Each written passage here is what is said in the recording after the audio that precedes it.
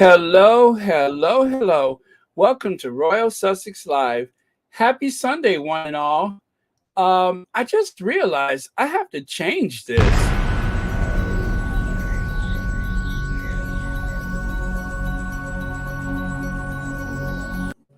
Yeah, I just realized I have to change that. It still says 7 million views when the truth is it's been almost 9 million views. So it is time to change Sussex Force 1. Okay, let's see who's here. Hello, Faith Hope Love, Sonia Johnson, Tash Magdiane Hawkins, Gwendolyn Daniels, Marcy Foreman, Church Nelly, Veronica Quick, Mario Espana, and who else is that? Katharina Kemp and Benfield Joy. Um, Beverly Hardy wants to say hi to a bunch of people, which is very nice. And so does Toslin Dawkins. Hello. 1960. Got some few friends out there. Yes. Verda Sanchez. Hi, Verda. Sherry Ware. Betty. Ma Jones. Let's see. Faith Manzini. Karen. Helen Chern. Let's see. Chowdy Cece. Ceci. Okay. Let me see here. Dolores Williams, Etney Green, hello. Lynn, Ruth Brown, okay. Um, Annie Bullard, Lucy Wynn, Janine Bell, hello. Happy Sunday. Okay. Connie Balmer, Betty, Elaine Parker, Luna C.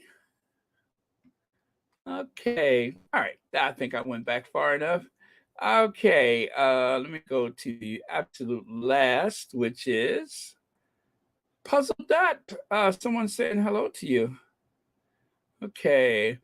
So Beverly Hardy says, blessed Sunday to a few other people. Very nice. Very nice. Hello, Susie Q. Okay. Thank you all for your patience. I was trying to work on a video. My big computer works just fine, but there is how do I put this? There is like a weird little thing with the Apple movie making thing. So when I try to record and edit something with my big computer, which works fine in every way, that part does not. I've had to reboot it before, and I'm going to have to do it again. I'm going to be on the phone with the tech people for about 2 hours to reset it. But it's something in the software. It's not anything wrong with the computer. So, anyway, what took so long is I had to go to the little computer, which is newer and works faster and doesn't have that weird bug in it. So, I have to move things from the little computer to the big computer so that I can see it easier. So that is what took so long. I do apologize, but I am just, you know, how sometimes when you have a particular item or product that you are just devoted to, well, my big computer with that 27-inch monitor, um, I just can't rid myself of it, but I do need to just, work on it a little bit. Audrey Teschner, thank you so much for the super sticker. Happy Sunday, and thank you for watching Royal Sussex. Okay, let me get my slides going here. So yesterday was an amazing day, right? I'm just, from yesterday, I had so much to think about. And yeah, it was a very special day. And Nazinga was incredible. And I just feel like this huge privilege having been able to host her like that, and that you guys enjoyed it. That makes it so much the better. Hello, Judy Riegelt. Ozell Dunlap, hello. Yeah, so that was pretty cool. All right, so what am I doing here? Okay, I just need to Oh, alert our friends on Twitter that we are here so we can get some more people in here. Although I probably need not bother with that, but I guess it's just like an old habit.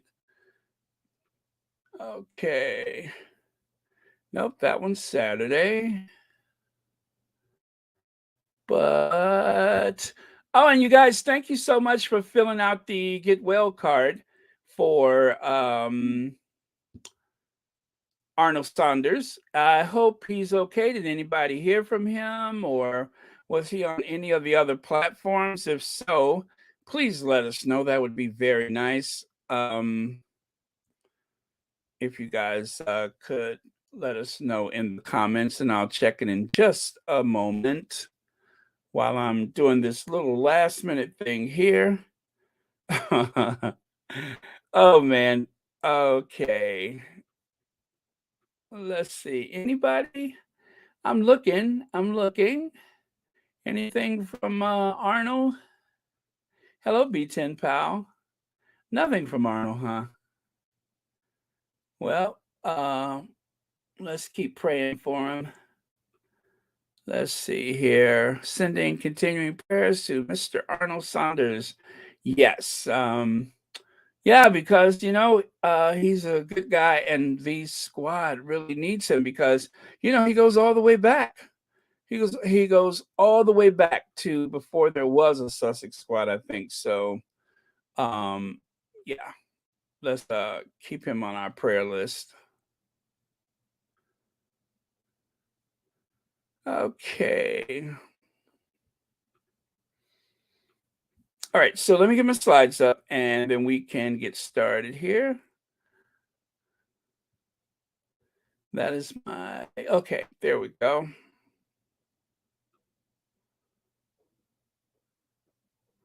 Yeah, it was raining this morning too, and I'm like, oh God, no wonder my back is hurting.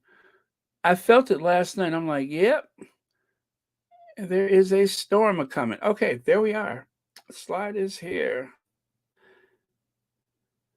Oh, is that what we're looking for? Arnold is home. We will continue to pray for him. Great, great, great, great. Again, if you would like to send some well wishes, there's a card on the community tab.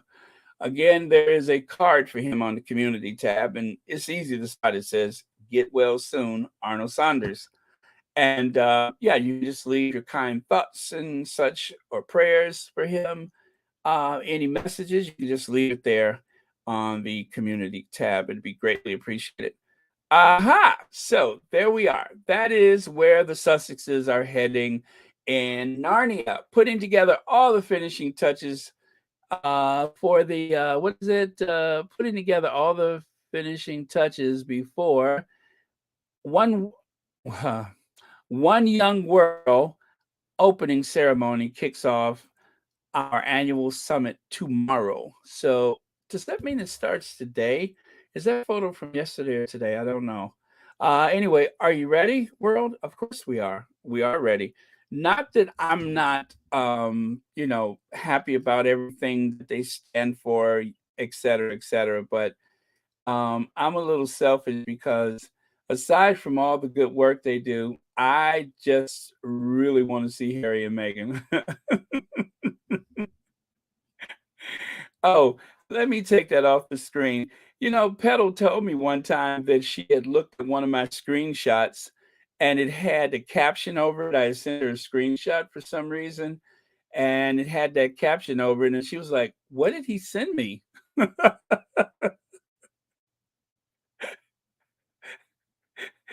And that is kind of funny because you can see she's just looking at him and grinning, and he's kind of blushing and everything. So, yeah, with the Lydia's caption up there, I guess it does look a bit strange, but um, so I have to be careful how I screenshot things because it seemed like I'm like I have a what is that, a fans only account or something.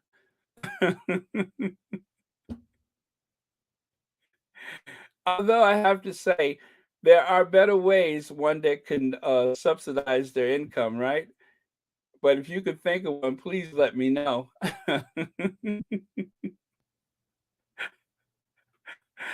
Oh man.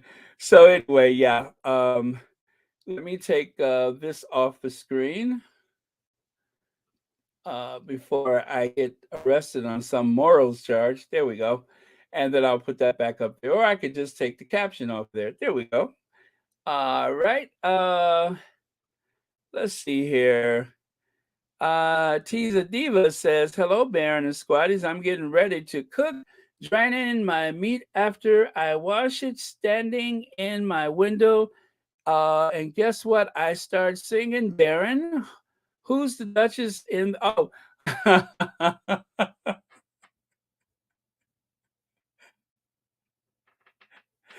oh wow! Somebody's feeling messy. All right. How much is that Duchess in the window? I am having a very bad impression on you guys. I some things that oh never mind. Enjoy.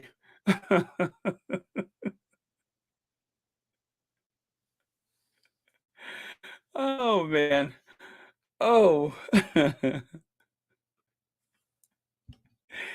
Wow. Okay, so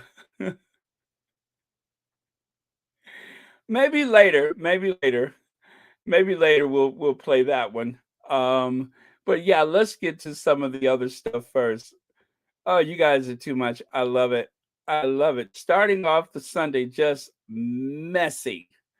Just absolutely messy. I love it. Let's see. Let me do oh, there we go. No, that one still says Saturday. Okay, I can't use that one. Which one did I use? Okay, interesting. All right, so yeah, I'll just do that one for now. Okay. Oh man, you guys, I some of my thumbnails, I am super proud of some of my thumbnails, and then some of them, they really do look like something I just slapped together. I think some of them are kind of artsy though. I think some of them are pretty artsy, if I should say so myself. And then others are just like, what were you thinking? So there we go. Oh man, no, I can't use that one. That one says Saturday. Okay, yeah, I gotta change that. Sorry guys. I gotta change that. That says Saturday. That doesn't work. It looks like I'm like it's a rerun, so I can't use that one again. Okay. All right. So while that's stewing, let me get to this. Well, apparently, oh, I just saw that out the corner of my eye, by the way. Ginger Lily has a super chat. Bethany Frankel needs to keep our Duchess name out of her mouth. We need Omarosa to drag her again. You know, sometimes I have to say Omarosa is not my favorite person in the world, but one thing you can say for sure, Omarosa is good at dragging people.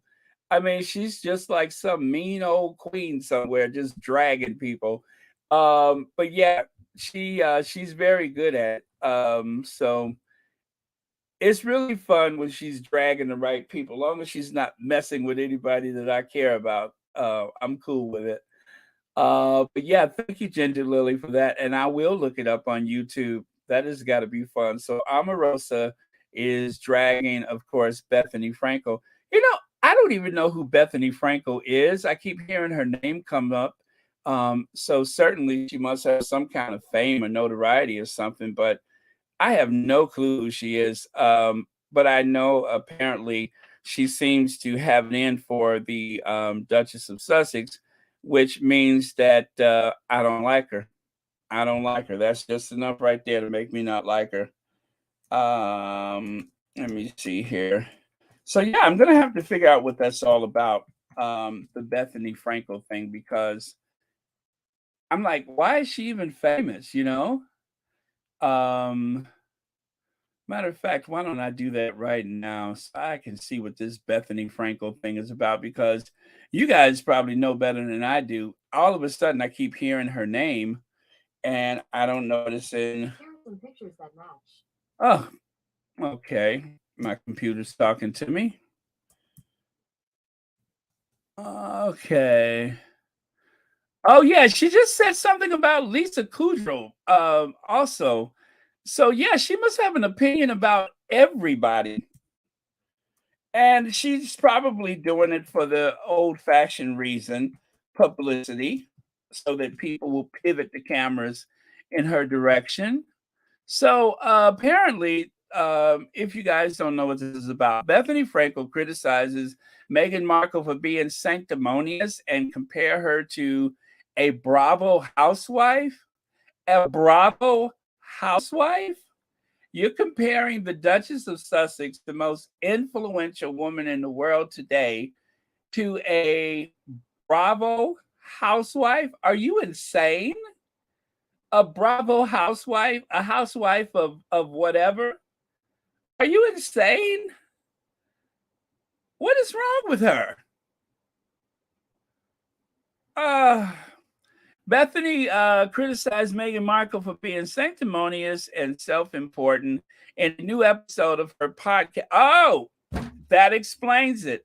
In a new episode of her podcast, Just Be with Bethany Frankel on Thursdays. In the episode titled Real Housewives of Buckingham Palace, the Skinny Girl founder pokes at length about, well, that's how you get people to watch your show. That's what it's about. So, all right. Well, that explains it. I'm done.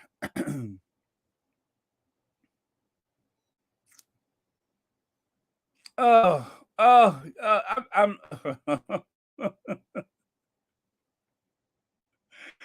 oh man. Okay, I'm done. Stick a fork in me. I'm done. So this is her ploy to try and edge out the archetypes. Not going to work. Not going to work. Let's see. Bethany Frankel is a good friend of Kyle Richards, Real Housewives of Beverly Hills. So that should tell you everything you need to know about her. You are the company you keep. Apparently, let's see. J Mac says, Baron, her fame is fading fast. Nobody cares. No talent. She wants to stay relevant. She is the loser housewife. Nobody cares. Please don't give her more airtime. She's a loser. Well, and it kind of reminds me of what's his name? Perez Hilton. Perez Hilton, the mean old man that got driven off of TikTok for like badgering those children, allegedly, but badgering and being abusive in his rhetoric, possibly allegedly, toward the children on TikTok. Well, those kids all band together and they drove him off of the TikTok. So if that's not saying a mouthful, I don't know what else is. He is just probably like her, trying to ride on the Duchess of Sussex's coattails. So what a anyway, I got a couple of other things that I actually saved about her that I'll mention later. Okay, so apparently it's okay for a duchess or a princess royale to cross your leg at the knee. Now this is Balmoral, and Betty is not there because Betty does not want to be seen in public right now. Betty is probably still enjoying that care package that she received from Pete Davidson.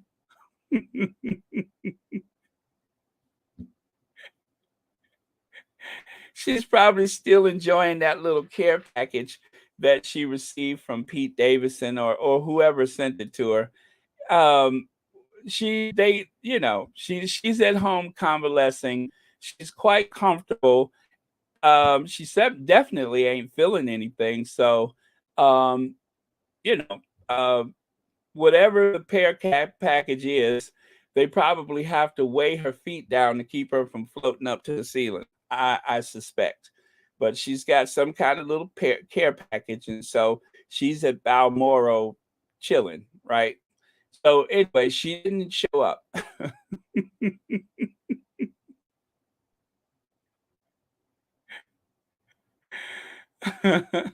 She didn't show up. Anyway, so I noticed that they get kind of lax when the queen is not around. Whenever Betty's not around, it seems like some of the things that is supposed to be such protocol seems to go to the wayside. So here you can see the Duchess of Cornwall, who seems to be very deep in thought, and of course you can see the Princess Royale, Afro Annie, who's covering up her fro with a little tam or something like that. And they have their legs crossed at the knee, which is supposed to be like a huge faux pas, or or whatever. A rule breaking act is to cross your leg at the anyway. But that's what they're doing. And no blankets. Usually they cover up the lower part with a blanket. Nobody's even bothering with that. So as you can see, the queen misses one Highland game, and all of a sudden, everybody doing what they want to do. So it's okay though. I mean, that's their prerogative. I just noticed that sometimes they can be a little footloose and fancy free when Betty's not around. Okay. And then here we have four things we learned from Mariah Carey's podcast, um, conversation with Meghan, the Duchess of Sussex, the latest episode of Archetypes. Well, that did drop the other day, so Tuesday we should get a new episode, of course, with oh gosh, what is her name? Mindy Cohn? Is that who's on next? Okay. But anyway, there you have the power of reclaiming the word diva. So we've heard more about diva in the past few days than we probably have for a long time. But the one thing that I find is missing is that I haven't heard anyone use the term capricious diva. Usually when we're speaking of, say, someone who's acting as a diva and is obviously a very powerful woman, or a woman who has a great deal of power and influence from her personality, you always hear them use the term capricious diva. I haven't heard that at all in these recent conversations. So they just leave it at diva. So I guess that term has evolved a great deal. But of course, just the other day, or was it yesterday? Um, uh, Mariah said, "Yeah, I said diva." I mean, she said, she just kind of doubled down on it, and which was her way of letting the press know that I meant what I said, and that there's no bad blood between us, no matter what you guys are trying to, um, make up, because they were trying to say that, the tabloid, should I say, not they. They would imply that it's people, and I don't look at the tabloid as people, but the tabloid people, or persons, or they or them, they were trying to imply that there was some type of bad blood between the Duchess of Sussex, and what they were trying to do, trying to say that how dare she correct Mariah Carey. So Mariah Carey doubled down on what she said, and but it was in a very, very friendly and respectful way. So, oh, there it is. That's what I'm looking for. Really enjoyed talking to Duchess and Diva Meghan Markle about the duality of diva. Yes, I called her a diva in the most fabulous, gorgeous, and empowering meaning of the word. Hashtag archetypes. Now, that was directly from the emancipation of Mimi butterfly herself, Mariah Carey. She's doubling down on what she said. I said what I said, and I stick to it. So, and there you are. There is our Duchess. I'm showing you that photo again because I just love little sassiness there. In the past week, I have to say that has evolved into one of my favorite photos. And thank you, whichever squatty, I forget who it was that paired these two photos together on Twitter. Um, it says everything. There's like so much going on with the two of these photos together. But look at little Miss Sassiness there. You better. You just better.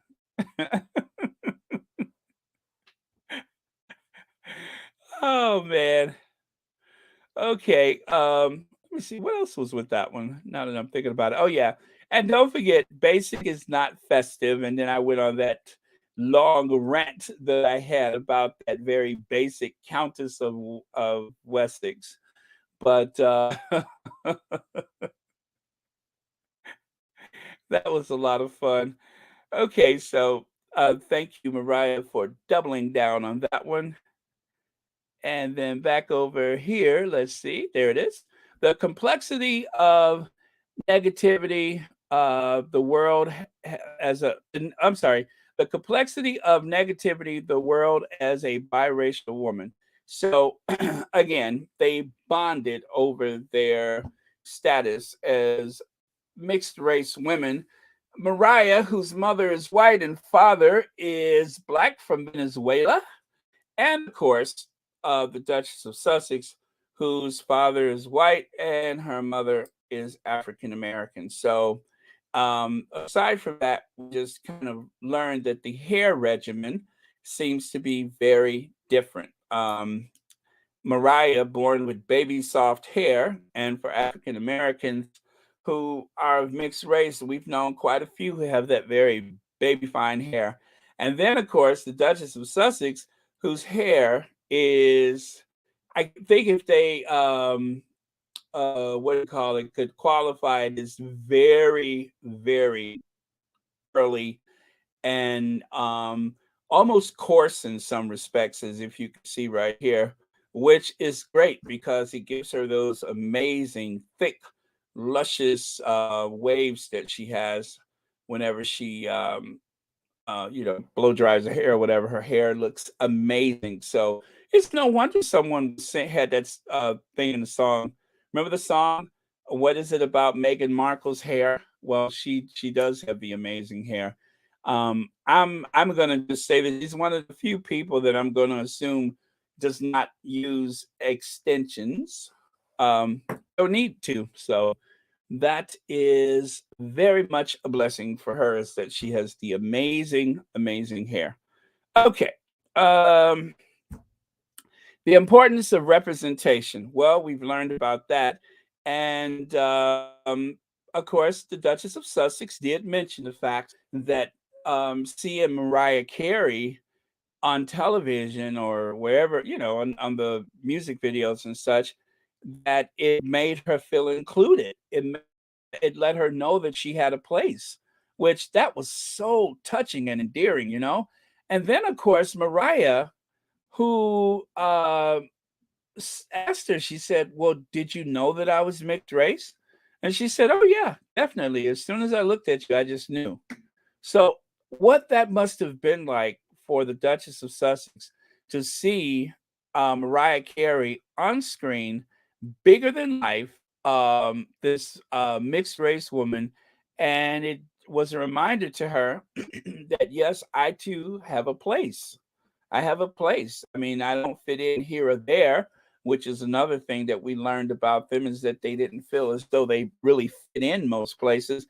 Although I would say that Mariah probably suffered that worse than Meghan, only because I think, as Meghan said, growing up in the community that she grew up in California, she wasn't exposed to a lot of the um, I guess, bullying and abuse that you would have, let's say, if you were from a small town in Michigan or something like that. it probably would have been a lot different. But as I told you guys, when I went to California for the first time in the 70s, I had never seen more mixed couples, or, black and white couples in my life, if I had ever seen any. That was like a first for me. And I'm just looking around, my eyes as big as saucers. I'm like, wow, and nobody's saying anything? I thought it was incredible. I'm like, and they're just doing their thing. They're hopping on the Matterhorn just like everybody else. So that was eye opening for me. So I could imagine that at that time for Meghan growing up in California, perhaps it was just very much a non-issue to see people of mixed race and such. So yeah, I told you I learned so much this week from Archetypes, from the guest that was on Royal Sussex yesterday, Nzinga. This has been a very, very educational week for me. Okay, Pam Porter says, interesting topic, not usually discussed in public. My father's grandmother was white. Like most of us, we have several biracial family members. Being black is never easy. Absolutely. And being biracial and being I would have to say from this week that if I learned anything, if you are born from a biracial couple or mixed race couple, one thing for sure is it really does matter to have representation. It also matters where you grow up. Some communities could be tougher than others. And as Mariah said, we kept moving, moving, moving. Oh man, that was heartbreaking. But yeah, she said we just kept moving and moving. And some places this was okay, that was okay. My mother wasn't happy. I wasn't happy. And so yeah, it was eye-opening. Thank you so much for your comment, Pam Porter. Verta Sanchez says, and I don't read them. I was scrolling on my phone trying to find when the podcasts were coming on, and it popped up, but I didn't open it. It was just a writing across the screen. Well, remember, if you're talking about something on YouTube, go to those three dots and hit not interested, and it will tell the algorithm, hey, don't show me that. J Matt says, I am black and Indian. My hair was long and curly. Yes, that pomade was a lifesaver. I felt her pain. Oh, yeah, the Murray's pomade. Absolutely. Thank you so much for your comment, J Matt. Diane Hawkins says, yes, I'm sorry. Yep. I was, oh, that was for someone else. I see that's for Karen. Let me move on. Taj Max says, exactly. Oh, Angela Thomas. So that's not for me. No, it's not. Okay, let me just keep moving then. Trinette Mitchell says, oh, there we go. My daughter is half Navajo, 1/16 Cherokee, and the rest Anglo and African American. She hasn't experienced too much, but does get stares at times. Well, yeah, yeah.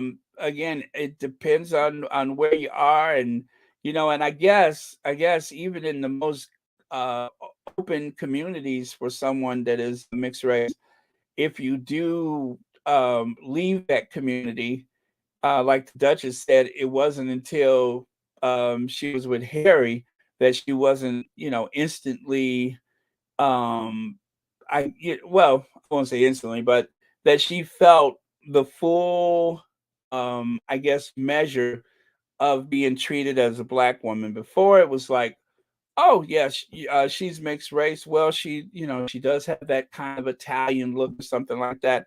And so, people see what they want to see. I do believe that quite often people really do see what they want to see. And so those subtle cues that we get from someone's skin tone, hair color, eye color, texture, and such, we're just like, okay, well, I knew that person had something, that made them a little darker in their features or whatever, but then they just don't know. And then, yeah, all of those things can lead to people making assumptions. So Okay, Michael Miller says if you're biracial, half black, half white, and you're with a black man, nobody gives you a second look. If you are biracial, is it biracial? But with a white man, people think that you are using him. Yeah, yeah, for women of color, most places in the world, there's always a particular woman that stands out, and if you're with someone of another race, there's always these assumptions, and that just doesn't happen with guys as much as it does for women, which is really bad because having those kind of assumptions, just like, there's some places in Europe where if you're black, then and I experienced this when I went to Eastern Europe. If you're a man, they assume that you are selling, party favors. And if you're a woman, then they assume that you're selling something else. So I kind of picked up on that when I was traveling around with my rail pass that it was just it seems like that was the usual assumption, and that sometimes I would never see any black men unless they were working the door of a nightclub, even in Eastern Europe. So go figure. Elaine Parker, thank you so much for the super sticker. Thank you for watching Royal Sussex, and happy Sunday to you. And thank you for being a member of Royal Sussex. Okay, so let me go back over here to the list. We talked representation, the prevalence of violence against women. Well, we learned that Mariah Carey had witnessed her mother being slapped down to the floor, which had to have been very traumatic. That she still speaks of it as though it just happened, and I hope she got some counseling for that, and that she's been working on that, because that had to have been, um, you know, for a child, you don't have the words, and then as you get older, it takes on uh, probably a more sinister meaning to you, and as an adult, you have that baggage. So that was illuminating. So um, I'm to understand that yes, the book is available, and some people are actually listening to it. Does she speak in her own words, or is it a narrator? She probably speaks in her own voice, but that would be interesting. So I got to get that. I'd rather listen to it, especially if she's the one doing the talking. So okay, so I'm done with that. And let's get over here. Global fundraising efforts led. Oh, is this out of order? Yes, I think it's out of order. Why is that out of order? Uh, you can see there's some messy coming. Did I skip something? Did I skip anything? That. Um, why do I have that? Oh, you know what? That was. I'm sorry, you guys. I know this is like probably got your eyes jumping, but yeah, that was supposed to be after this one, and somehow I moved it to here. But anyway, just a reminder to you guys that oh, wait a minute. Wait. Let me do that again. Let me go here. Why did I do that? It was something to do with ah, all right, so that's not there anymore. Where did I move it to?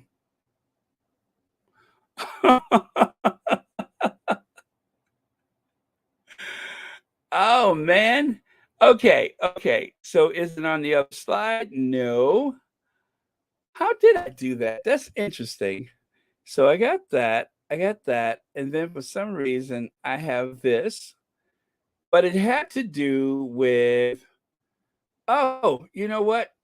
I did not include that. But anyway, global what is it again? Global citizens, they actually posted on their page, on their Twitter, not just their Twitter, but on their website. they posted um about the Sussexes, right? And then I had these to remind you guys that the Sussexes uh, helped them to raise that $1.9 million for vaccine equity. And then, of course, that went towards the 302 million and more than 26 million doses of the vaccine that was made available for the most vulnerable. And anyway, well, I don't have their slide anymore, so I guess I will skip. Sorry about that. But yeah, I just wanted to share with you what they said about the Sussexes. And now I don't have it. So go figure. Go figure. I was so busy trying to get this video together that that is the reason why I do not have it. But yeah, I'm going to show you a video very soon. And this is one that has been making the rounds that I'll show it to you soon, and I'll see what you guys think about it. But it seems to be stirring a bit of controversy. So, and as you know, we are definitely here to challenge some of those controversies. Okay. So, yeah, I'm trying to oh, wait. Oh, wait. Not that one, this one, this one. Yeah. Yeah, okay. So, it's a no-go. I was trying to find the exact thing that Global's oh, is this it? Yes, that's it. Yes, I got it. As we gear up for Global Citizen on September 24th in New York City, we are taking a look back at some of our. Nope, that's not it. But anyway, yes, you guys know it was September 24th last year that the Sussexes, well, not September 24th, but fall last year, that the Sussexes were in Central Park with Global Citizens. So, but they had wrote something really nice about them, and now I don't see it. Um, but oh well, I'll try to find it later. If not, I will share it with you tomorrow. Oh, there it is. I got it. Sorry, you guys. I had to go to their Twitter page and then find the link there. That's the easiest way to get to it. So, and with that, okay, it says,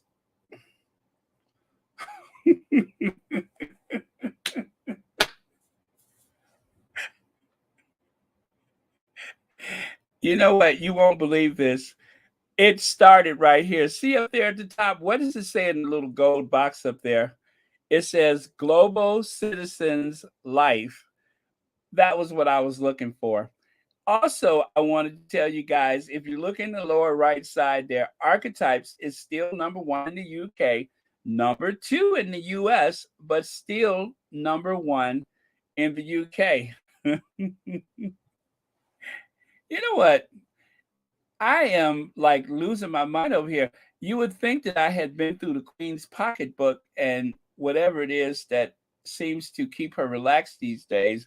It seems like I've been in her purse because I totally missed this. And this is exactly what I was just looking for. You know, I just went through all of that, and this exact screenshot is what popped up.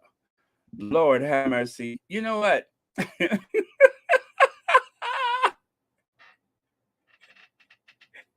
I don't feel like talking about it now. Next, what is coming up next?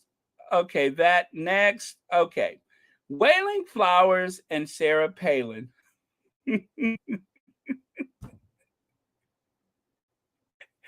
Oh my God, that was so funny. I went through all that trouble looking for the exact same thing that I had up on the screen already.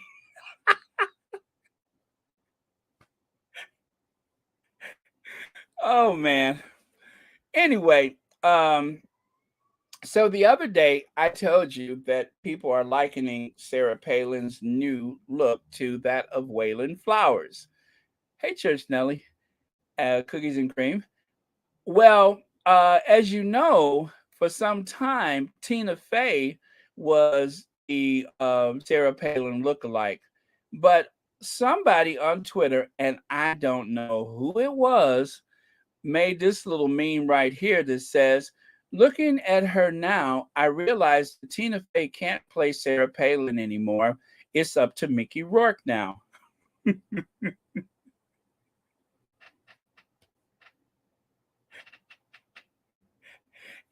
You know, sometimes people on the internet could be so cruel. Now, that's not right.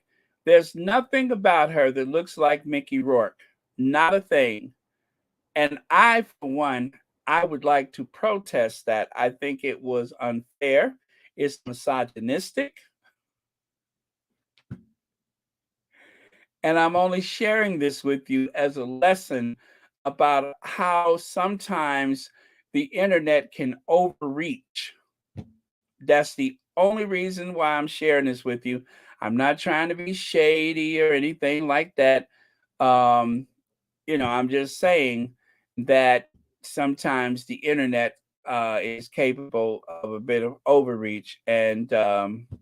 So, and of course, how dare they say anything so disparaging about Mickey Rourke, comparing him to Sarah Palin or Waylon Fat Flowers and Sarah Palin. I think sometimes they go way too far. So let that sink in and let's move on. As a matter of fact, how about some let's move on music? Uh Hit it, Annie.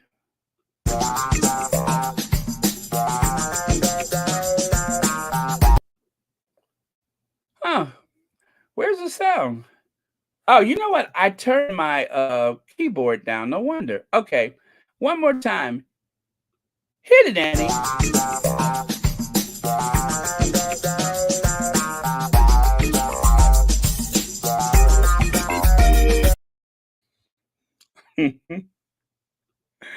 Okay. And then right here, and I know you guys have seen these photos already, uh, of Prince Harry saddles up to raise money for his Central charity with good friend Nacho Figueres, et cetera, yada, yada, yada. So I'll move on. And then, of course, there's this Meghan Markle validated as unearthed video captures South African pride at Duchess wedding. Now, when I saw that, you know what I realized when I saw that? They, and when I say they, I mean the Express, but you guys know this already. They are watching everything we say and everything we do. And just to prove it, take a look at the photo on the right. See how sharp the quality of that photo is? Well, that photo is absolutely a screenshot, which, a screenshot usually loses a little quality anyway. So that screenshot, which they probably couldn't find the original video, take a look on the left side and look at how blurry that is. That's because they probably took that off of one of our social media accounts, off of Facebook or YouTube, but they listen to everything that we say. They are actively following the Sussex squad. But you all knew that already. But this right here gives me as much proof as I will ever need that that's exactly what's going on. They are watching the Sussex squad. They want to know what we are thinking about or talking about or what we're doing. So I don't know that there's any other evidence you need than to just look at this story, which all of a sudden has become a story. Otherwise, it would have just been lost to the ages, but for the fact that some of the people in the squad were not satisfied with the way that they were misrepresenting. When I say they, I mean, the tabloid press as a whole was misrepresenting the Sussexes or the Duchess of Sussex. And so people started digging around and pulling out receipts. And apparently those receipts was enough to make it into the Express. I am convinced of that. It's not an old story. I mean, look at that image of Meghan there. That was from this summer. Huh. Interesting, isn't it? I'm just saying.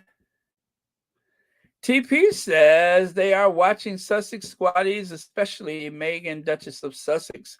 Yes, of course they are watching. They are watching.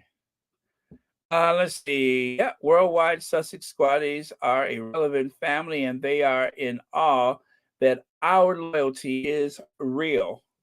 Yep, because they don't have an equivalent for that, and because of the fact that we stay on message, then there must be some nefarious overlord that is funding and funneling money to supply the Sussex squad, and apparent. Well, Thomas Markle Jr. said it that Meghan is behind it herself. So apparently, the Duchess of Sussex, who has a what is it, $160 million Montecito mansion with about, I don't know, 70, 80 bathrooms, a heliport, a dock for their yacht, and a string of Peloponnese, and all those other things. Apparently, they are the ones that are bankrolling the Sussex squad. According to Thomas Markle, uh, that is what is happening. That's the reality of it. It's not that we saw that a woman of color was being bullied by the institution, by the firm, probably by Kensington Palace, among others, that we saw that she was in peril and that they were trying to, do something awful, and that we wasn't just sitting back and taking it. That couldn't possibly be the reason why the Sussex squad exists. It has to be something more sinister. So, for that reason, I believe that they are keeping an eye on us. Beverly McCaskill says, Baron, I think that they are thinking of the Duchess of Sussex's lawyers are also watching them. I hope so. I hope so. Who knows? I may be one of those lawyers. You never know. Dorothy Ross says, Baron, there was an article in my newspaper today, and it was all nice. The photograph has been taken from a whole room of people dancing on the wedding day. Really? Really? Oh, that's interesting. Okay. Well, there you have it. There you have it. So apparently, um, because of, yeah, and you know what? And I think sometimes they kind of play us like a fiddle. First, they get us angry with the deceptions, and then all of a sudden, there's a story that validates the unearthed video capturing South African pride.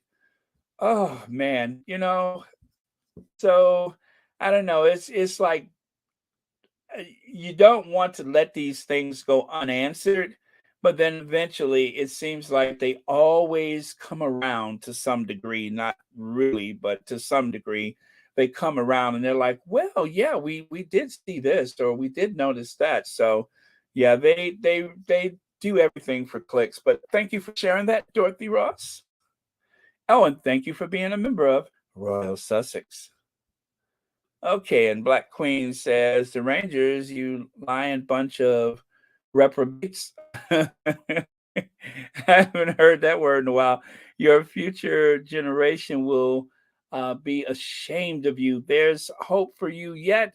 You can go find your moral compass and get on the right side of humanity and morality. Come on, Black Queen, you better tell them. You better tell them. And it's not too late, derangers. Get on the right side of history and stop all this nonsense of daily hate and toxin. It is so bad for you. So bad for you. Hello, cookies and cream. Let's see. I'm glad the racist British press is watching everything the squad say and do. The Unroyal family needs to leave the Sussexes alone and move on. The Unroyals only manage to embarrass themselves globally. Amen to that. Okay, so let me move on here. Well, one thing you can always count on is Alex Beresford. So Meghan Markle compared herself to Nelson Mandela. No, she didn't. Whilst I personally wouldn't compare their wedding to Mandela's long walk to freedom. It's what he felt. Undoubtedly, it was a moment that many people of color never thought they'd see. That's epic. It's just that simple. It's just that simple. And obviously, Alex Beresford was reading the same headlines we were reading, listening to the same nonsense that we were listening to, and decided to speak out about it. She did not compare herself to Nelson Mandela. Period. That's it. That did not happen. And there you can see, as a cast member from South Africa pulled her aside, he looked at me and said, "He's just like, wait a minute, let me try that again." As a cast member from South Africa pulled her aside, he looked at me and he said, just like light, he said, "I just need you to know when you married into this family, we rejoiced in the streets the same we did when Mandela was freed from prison." Of course, she knows she's no Mandela. Now, that is, and for some reason, what's highlighted in blue never, ever came out on the airwaves with the tabloid media. And then to make it even worse, even on American television, I don't think not one time have I seen that direct quote from the magazine article. Not one time. Uh, you know what, Church Nelly? I almost posted some photos of him with his shirt off, and I said, no, that would be a bit crass. Um,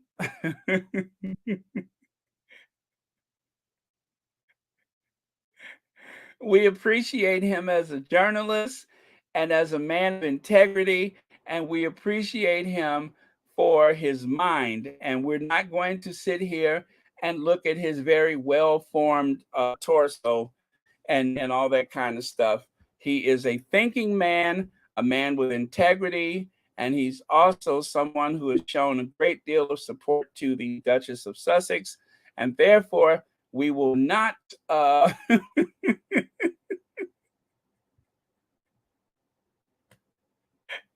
we will not sit here and lick our chops like somebody just cooked some pork chops smothered in gravy.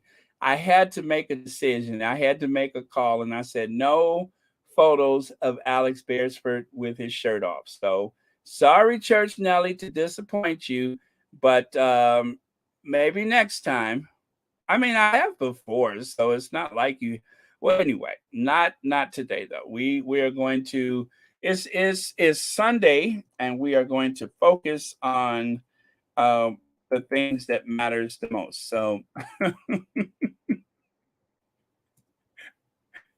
while while I'm sympathetic to your cause and I appreciate your input, not today, Church Nelly, maybe next time. But how about seeing oh, I don't know, what's his name? Pierce Morgan with his shirt off. How about that one? That's a nice cancellation prize, right? Anyway, it'd be funny to look at.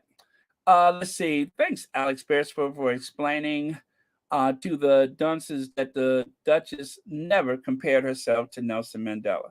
That is for sure. That never ever happened. So, um, let me see here. I'm scrolling down.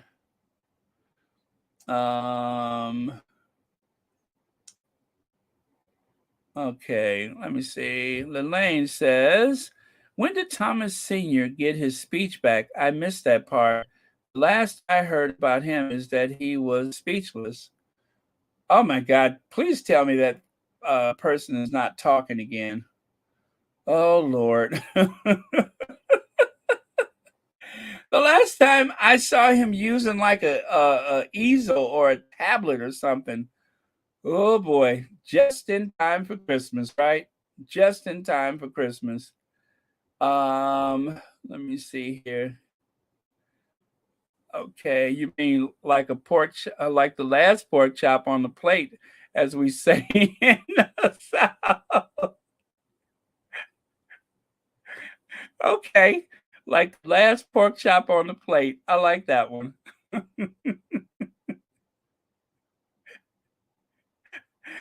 Oh man. Oh wow. You all are too much. Like the last pork chop on the plate. Yeah, I don't know. I've never said it like that. I've always said like a pork chop smothered in gravy, but I like that one better. Like the last pork chop on the plate. Okay. So anyway, that was okay, Church Nelly. Okay, there you go. Are you okay, Church Nelly? Does this get you through your Sunday?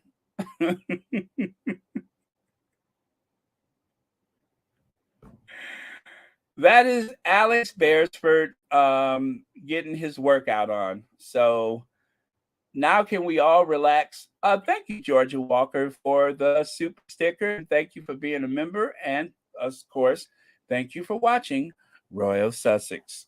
Okay, so um is Church Nelly, are you okay?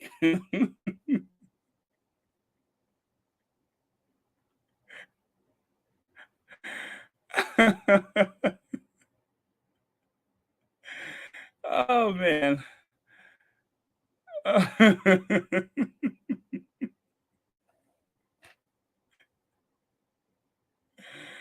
Oh man. Okay. All right. So, where was I? I was over here, and then I'm going to go there. All right. So I don't know if I shared this with you guys or not. Fox News trashes Prince Harry for idling in a gas guzzling SUV. You know what? Now that I'm reading that, I know I did share this with you. I did, maybe a week ago or something. No, um, after the polo. But anyway, they accused him of being in a gas guzzling SUV when actually it's an electric crossover vehicle. It's not truly an SUV, it's like a little crossover vehicle. And as far as that is concerned, even the one time that they were using like one of those Cadillac Escalades or something like that, it was a hybrid. It was not even a true gas guzzling SUV. The other one was a hybrid, which got way better than average gas mileage for a vehicle of his size. So Harry has always kept his eye on the environment. Let's see. Do you want your grandchildren to pay for their holidays, cars, and helicopters? Well, that came from one of those. Um, I forgot which website it is, but it's the one where they talk about no more royal family. Um, yeah, so that's where that comes from. So I just thought, okay, let me pair that up. But you know what, guys? There will always be a royal family. And I don't think that's the point. Number one, leave the Sussexes alone. And number two, right now, during this period of austerity, when people can barely afford things, that type of conspicuous consumption with Charles and William is pretty disgusting. It is. It is very disgusting. Neither Charles nor William are heads of state.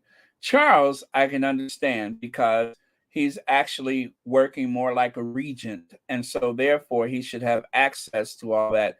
But as for William, William seems to be punching well above his pay grade in the family, and I think that he has lived a life of excess in a way that I think is going to come back to haunt them. And I say the sooner the better. Okay. I'm sorry. I am reclining back in my chair. It is that time. Woo. Okay. So next on the docket, also here's a recent laid back photo of William in the parlor of Adelaide College. William, as you can see, has decided to just lay back and take a nice casual photo from one of those nice chairs in the library of the Adelaide cottage.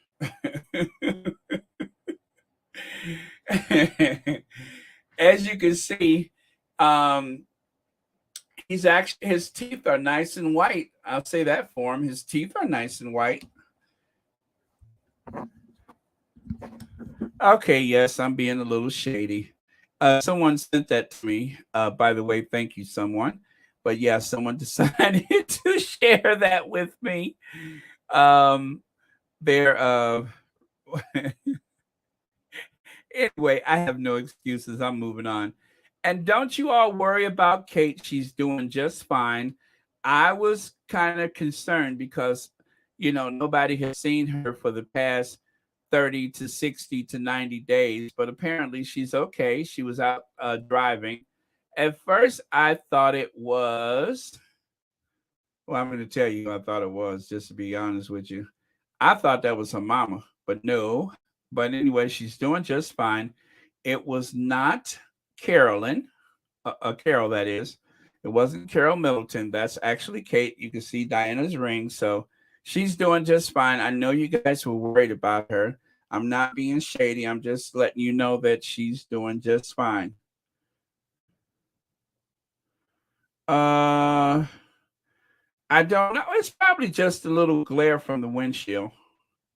That's all. Okay, so this is what I wanted to share with you. Holy crap.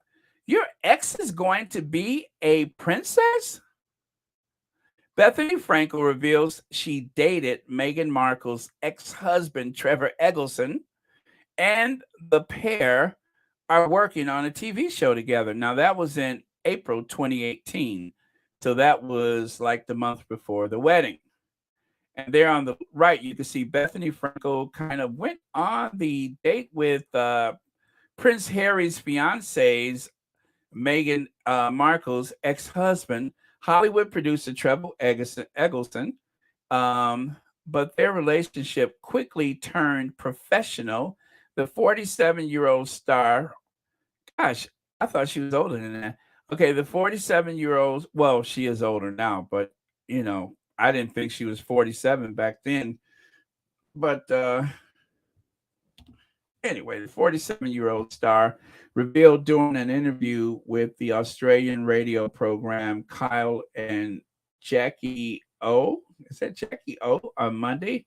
So yeah, she's kind of I'm not going to call her a stalker, but she's just kind of riding on Meghan Markle's coattails and have apparently been doing it for a while. And even though I didn't know much about her, I thought it might be important to share that today, seeing that her name keeps coming up because she's obviously trying to, again, ride on the Duchess of Sussex's coattails. Okay, so Robert Jobson says, are William and Kate about to steal Harry and Meghan's U.S. crown? America's love affair with its adopted royals seemed to be on the wane. But a new favorite may arrive as the Duke of Cambridge. And it cuts off there, but Robert Jobson, as if, just when you think Robert Jobson may actually have some serious credentials as a reporter, if he would just leave all this gossipy nonsense alone. And then at some point, he really disappoints you by demonstrating that he's just as petty and just as maniacal and dare I say ridiculous as the rest of them. Do you really think that Sussexes are sitting there even thinking about them, number one, and number two, the idea that they are somehow going to take the U.S. by storm? There will be the courtesy of people showing proper respect to the Cambridges just because. But nobody suspects that the Cambridges are going to come to town and steal Sussex's thunder. And all of that build-up will be for nothing. It would have been for nothing. Especially if somebody decides to ask Kate a question. Now, everything will be undone if somebody has the nerves to ask her a question. How would that go?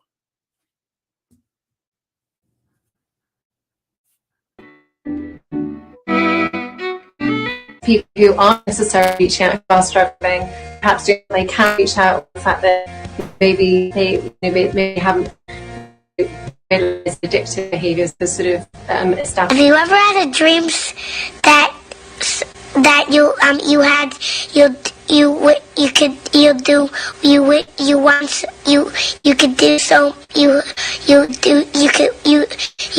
you want him to do you so much you could do anything?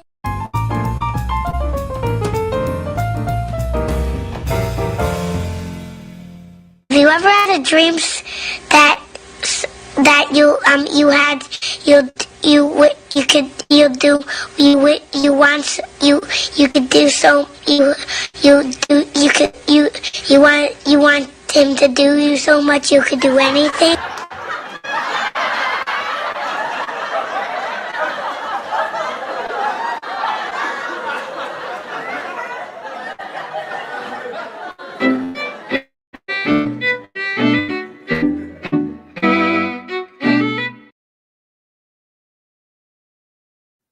Well, welcome to America. Yeah, I'm not going to lose any sleep over that. I think we'll be okay. I think we'll be okay. Um, but you know what? This might balance things a bit because, as you know, Bernie Sanders, he also kind of gestures with his hands a lot. And so if Bernie is over there and she's over here, at least the jazz hand quota would have met because they both kind of get a little handsy when they talk. So um, I think we'll be okay. I think we're fine. Don't worry about it, y'all. And then, of course, here's another reason why one needs not worry about her anyway. Kate Middleton and Prince William deemed too boring for NBC. Prince William slams wife Kate Middleton in biography. She was a dull, cold girl and dirty hair. Now, this is the first time I've ever seen this. I don't even know which magazine that comes from, but that seems to have been a feeling that he had. Oh, Foxcrawl magazine. What is that? And that was published in 2012. So apparently, that may have been taken. Well, no, that's not from 2012. That's actually from April 2011. Okay. Prince William slams wife Kate in biography. Oh, yeah, these are two different ones. Okay. Anyway, you guys, the squatties have been digging up all kind of receipts, but um, well, I don't want to get into I don't want to get into their marriage um, because we don't know what they have between each other. But William William was not the big catch. I'm not even going to blame her. William was not the big catch. He never has been, and he never will be anybody's big catch. William's only appeal is the fact that he is a future king, and whoever he marries, whatever he marries, is going to go along on the ride with him. I just don't see anybody interested in him. And so, especially with the lessons that they learned from Diana, when you have this very dull heir to the throne, you have to find someone who is easily, um, you know, fits into the institution, which is exactly what they found. So you never heard anybody say that he was a great bachelor, that he was the most sought after bachelor. You never heard that. That was only saved for Prince Harry, never for William. He was never a catch. Have you noticed that? He was never anybody's catch. He wasn't highly sought after. He was dull, moody, brooding, dare I say a bit shy, and not really appealing to most people. But then they found somebody that seemed to fit like a hand to the glove. And so that's who he's with now. And of course, she taught him the fine arts of jazz hands, and now he's picked up on it too, where he's talking with his hands. So it's not like they don't exchange things with each other. It's just nothing that anybody wants. But we do know that he seems to have an eye for others on occasion, even if it almost got his nose busted. But he seems to have an eye for others on occasion. But these are the two people that are supposed to cause concern. Robert Jobson knows better. Robert Jobson knows better. That's what really disappoints me, is that I know in his core that Robert Jobson, I'm sorry, there he is right there. I know that he's better than this, but it's part of what he has to do to stay in that very posh position that he has, where he has the whole run of the buffet table. That's what it takes for him to stay there. Instead, he has to write ridiculous stuff like this. So it's really too bad. He could do so much better. Out of everyone who actually is working as a royal reporter, I would say that he probably would do better, or should I say, he would probably have a promising career if he was ever a proper journalist. But as things stand now, he's not. He's just he has really gone to the dark side. This is ridiculous. This is a wishful thinking for other people. Not that he wishes that, not that he thinks is possible, but he's actually doing some wishful thinking for other people. He's saying out loud what other people are hoping will happen. But again, we're talking William and Kate. There's no fond memories of them being here in 2011. Do you ever see anything about them being in the United States in 2011? We don't know where they went, except for we saw a picture of them with a cowboy hat on. I think they went to the White House, and Kate pulled herself away from LeBron James because it was LeBron James. And that is our lasting memories of Kate and William's trip to the U.S. Don't touch me, LeBron James. I look nice in the cowboy hat, and I think they went to the White House. And that's all I remember. Oh, and then there was some function where they took a lot of money from some donors in New York. So with that, history shall repeat itself. Okay, so, and then we have this, people asking, oh, and this is the video that I have for you guys. So people asking why Prince Harry chose to leave. For me, he was so embarrassed by the way his family was treating his wife. I remember seeing the video of this moment. I was speechless. I wonder how Meghan was still smiling. Prince Charles told them to step back. Look at Harry. Okay, so let me get the video for you guys. Let me get the video. Okay, the video. The video. All right. Oh Lord. Okay, there it is right there. Is that it? Let me make sure I got the right one. Yes, I do. Okay. We are good, you guys.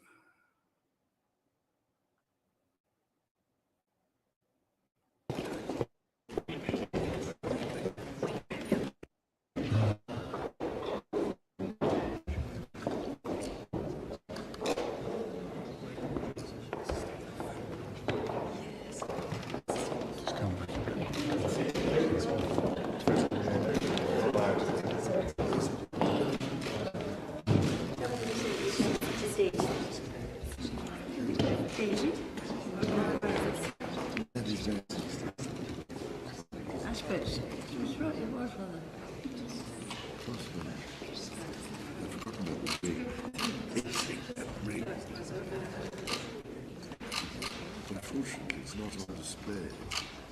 Is it not? No. Scattered. It's on the same page as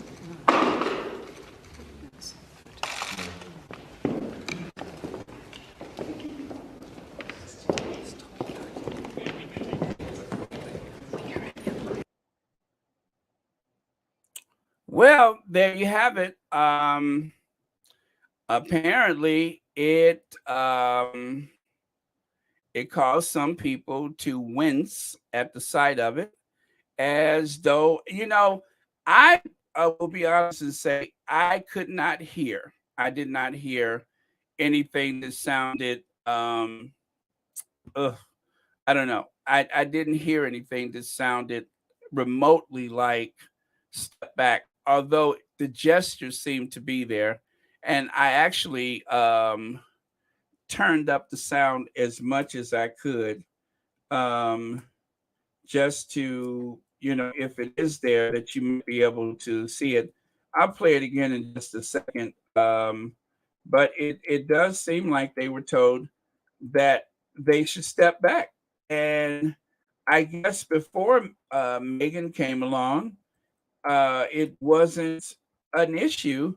But with Meghan being heavily pregnant at the time, I could imagine that, Harry was very worried about her situation and wanted her to find a chair or whatever as soon as possible.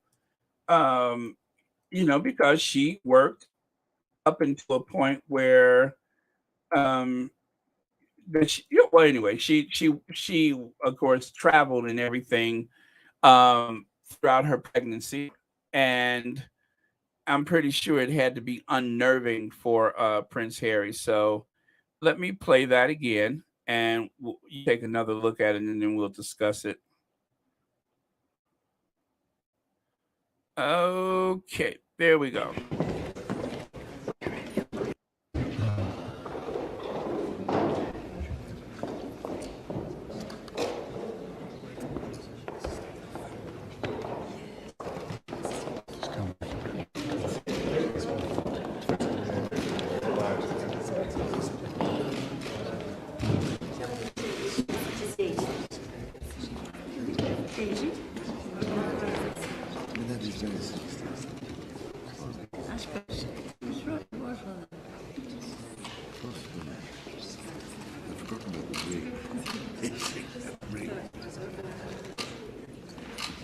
Unfortunately, it's not on display. Is it not? No. Scattered. It's on the same page as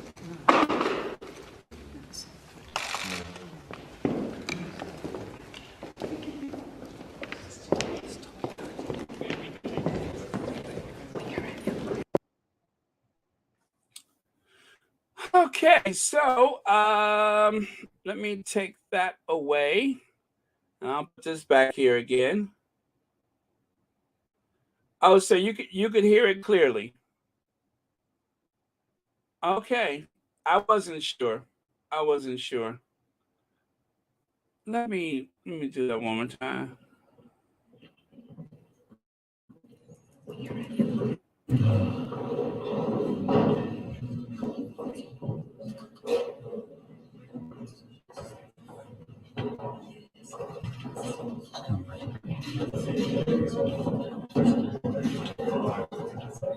I don't know. Okay, I was just playing it for myself on my screen. Let me see here. Rosa Roberts says, I remember this too. The unroyal family was mean. That is why I don't like them.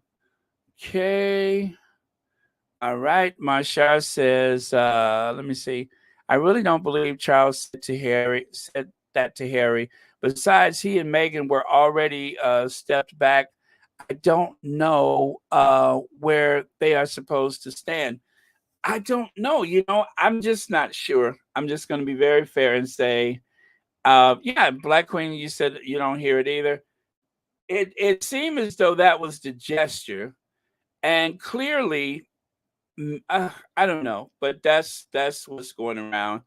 Um, I don't know. I don't know. Oh, I'm sorry. I read that one already. Let me see. Okay. Seems like those are the Queen's son's favorite words. Stand back, right? Like Rambolina. Let's see. But I'm not surprised that Charles would say something like that.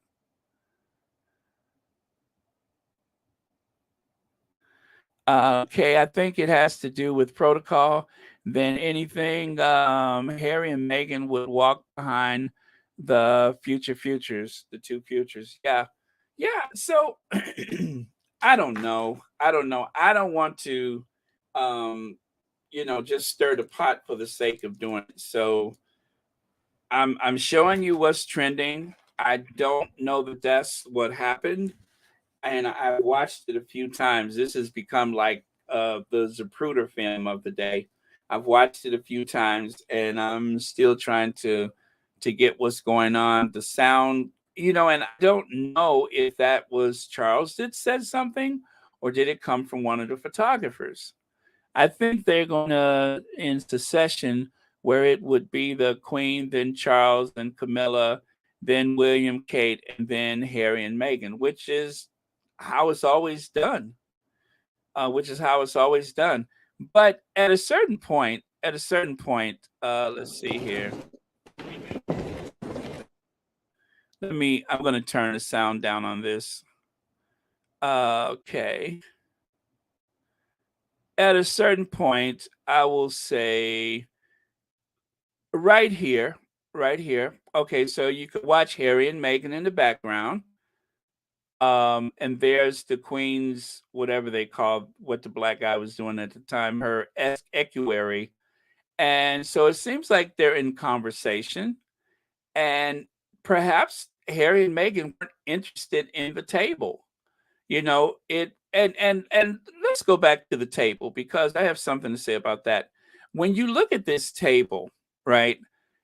Um, I believe this table, and I don't know what the occasion was, but that is Prince Charles. That's Charles's crown for his Prince of Wales ascension, whatever, and that's the little scepter that they used on that occasion.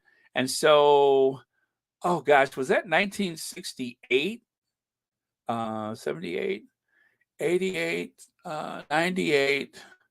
2018 was this? So was this like 40 years since he was declared the Prince of Wales? Was this like the 40th anniversary of that? Or is it 50th anniversary? 40th. No, 50th.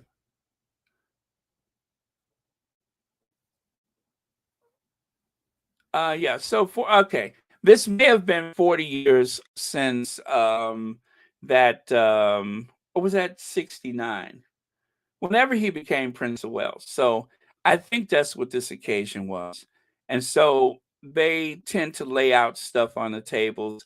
Like when the heads of state come to visit, they will gifts that the royals have received, meaning the queen and such. They will lay those gifts out on those like banquet tables and put the red cloth on it, and everything is showcased. So maybe this day had something to do with that. I'm just assuming, but I believe that crown is the one that Charles received when he was dubbed the Prince of Wales. So that's the Anglophile in me trying to decipher what's going on. And so then at some point, Harry and Meghan are in the background. They're speaking to the equerry.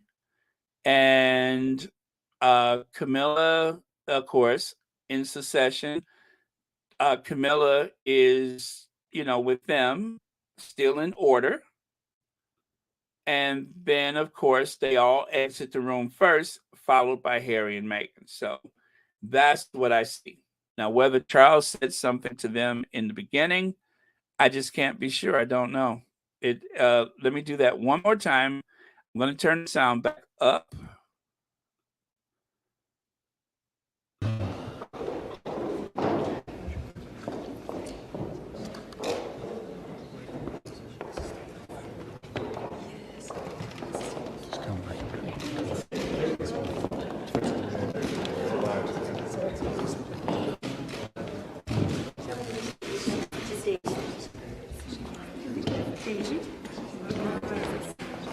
I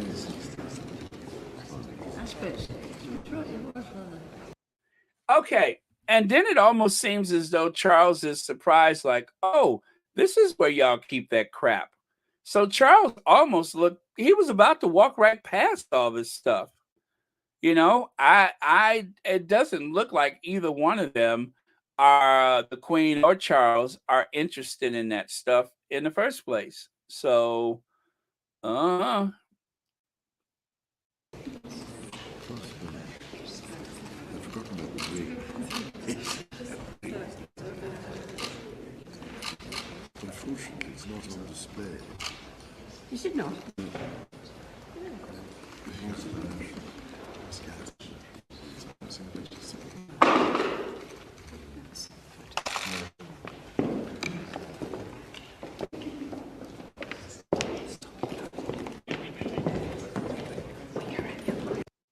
okay, Nafisa, thank you so much for your comment. Yes, all right. So I've seen it posted a few times. I'm sharing it with you. Again, I don't see it, but that is what has been kind of semi-trending on Twitter today. So if that is the case, and this is the higher quality video, there was one where the quality was not so great. So this is actually the higher quality video, and it looks kind of blurry to me in certain parts. Let me see. Diane Hawkins says, yes, it was the 50th commemorative of whatever love means.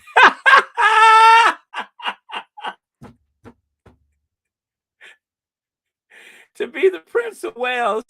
Diane Hawkins, you stop sneaking up on me like that.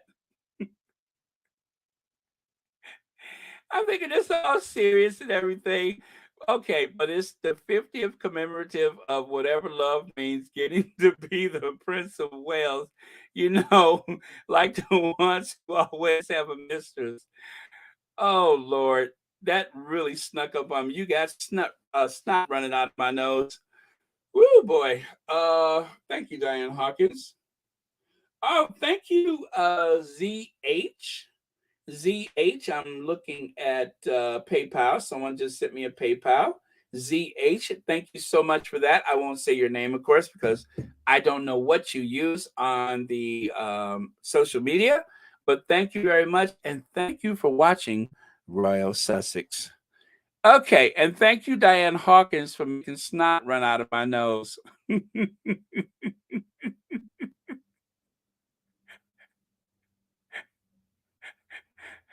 Oh man. I'm so sorry I'm missing so many of y'all comments, but let me see. Prince Harry should know his part, and probably he already told Meghan about the protocol, which one is which to walk first. Right. Yeah, I accept that. I accept that. They didn't seem to want access to the front of the balcony ever. Harry stood where he has always stood. Harry is a military person, and protocol, the term protocol as we use it a lot of times is misplaced. The royal family is a military family, believe it or not, as well as a religious family, believe it or not, as well as other things. And so protocol usually is in regards to military. And according to secession, they also use it for that reason. So um, some things there is not necessarily a protocol, but in these if official occasions, of course there is, and that's just the way it's always been.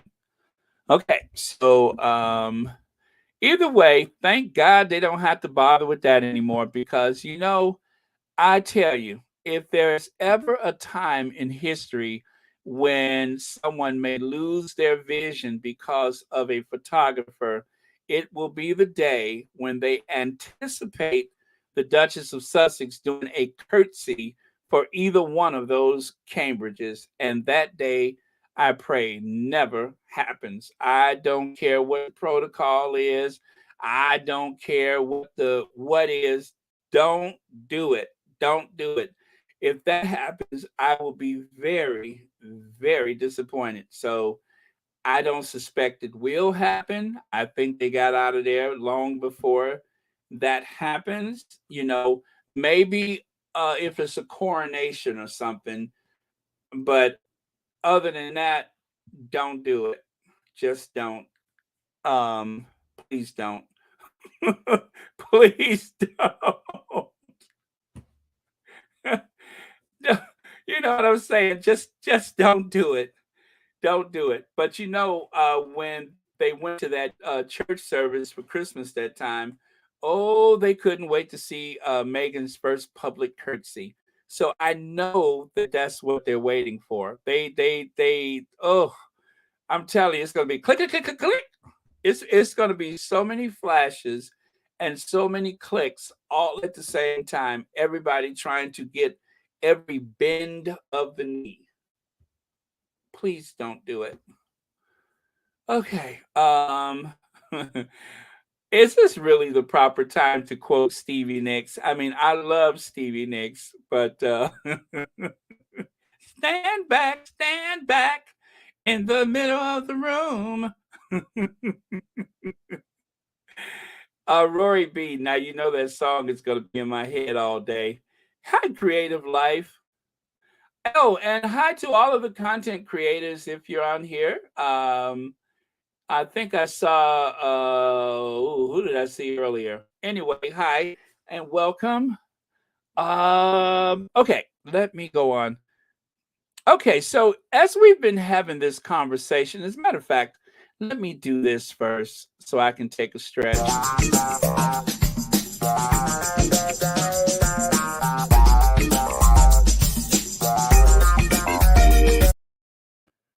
I ain't through stretching yet.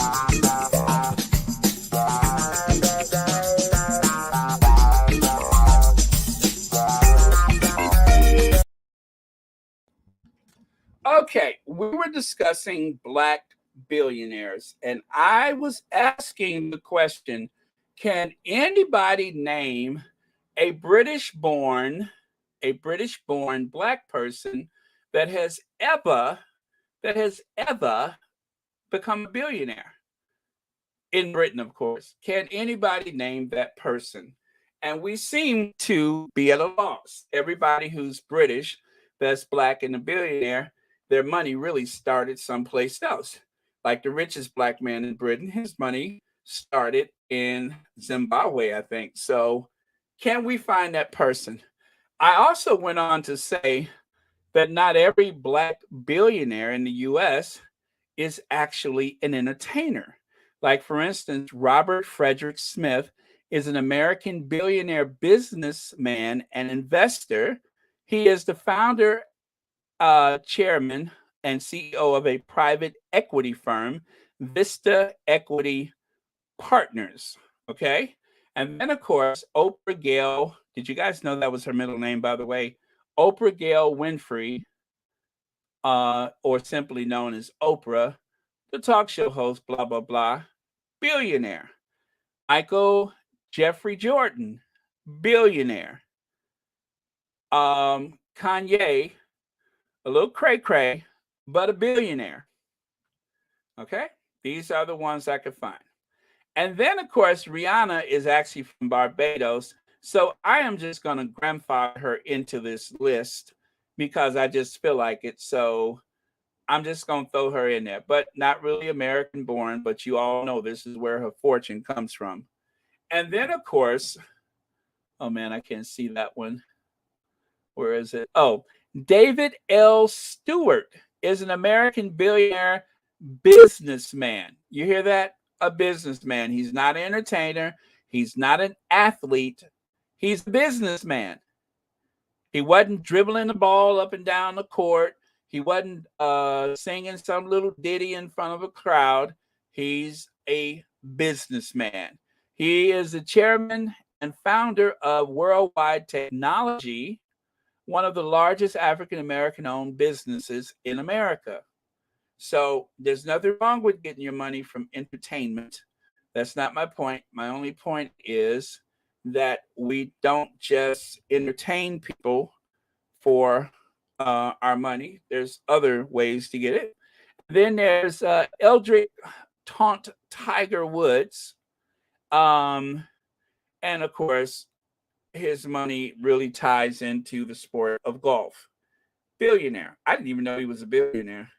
And then, of course, there is Sean Corey Cotta, also known as Jay-Z, and Tyler Perry, obviously no middle name. And who's off the list that surprised me, what happened to Dr. Dre? Dr. Dre got over $1 billion for the Beats, and for some reason, he's no longer a billionaire. So, okay, be that as it may. And then there's this guy that you probably never heard of either. Alexander Cademan Karp is an American billionaire businessman and the co-founder and CEO of a software firm called Palantir Technology. As of April 2022, his estimated net worth is $1.1 billion. Now, I don't believe his company has gone public yet. Now, he's Jewish and he's also African American.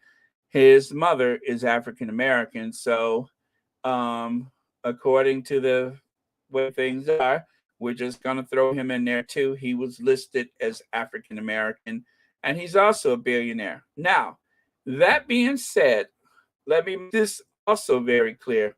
There have been a lot of business people, men and women, they have come and gone. And if you adjust for inflation, like say, for instance, a Madam C.J. Walker or somebody like that, if you adjust for inflation, if you had the actual value of what their money would be in today's money, yes, these people, in terms of their bank balance or portfolio, has crossed over the 1 billion mark, but there would be quite a few other African Americans who could also say that they were billionaires of their time, as well as the fact that there's a lot of people who just haven't reached that level, but on paper, they may actually have assets that can, add up to $1 billion. Well, that could be for a lot of people in this country, but I believe the actual number for the United States is 746 billionaires. I believe that's the number. And then under that, there's quite a few other people that just got a whole lot of money, and that's just the way it is. So that is the list that I was able to put together. And again, I don't think that what happened to these people would be possible in Britain because of the way the aristocracy works. It's not to say it's impossible so much as it is that it doesn't seem to be an atmosphere that would foster enough support to have been born there and have all that deference for the aristocrats and still get a fair shake in life. I don't know that will ever be possible. I hope it is. If you think about it, it was probably impossible for all of these people before they were born, but now they're billionaires. So who knows? Maybe one day in Britain, you will have a Black billionaire who was actually born there and didn't make their money from a telecom company down in Zimbabwe or something like that.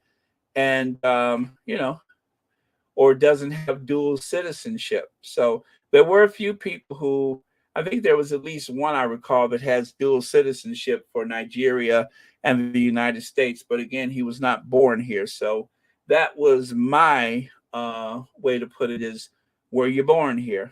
So there are Black billionaires in Africa, obviously, and some of them have dual citizenship in the United Kingdom and in the United States and perhaps elsewhere. So that is all I wanted to say about that. Thank you so much. And then this guy, I told you about him. This is that little person that I told you that is the super fan, or as he told me, yes, I'm a royal supporter. That is the guy. His name is John Lowry. I think this is Lowry. That's how you pronounce his name. But he's everywhere. As you can see, on their wedding day for Harry and Meghan, He was actually wearing his lucky hat with the Princess Diana all over it. So he is at every possible royal event that he can make it to.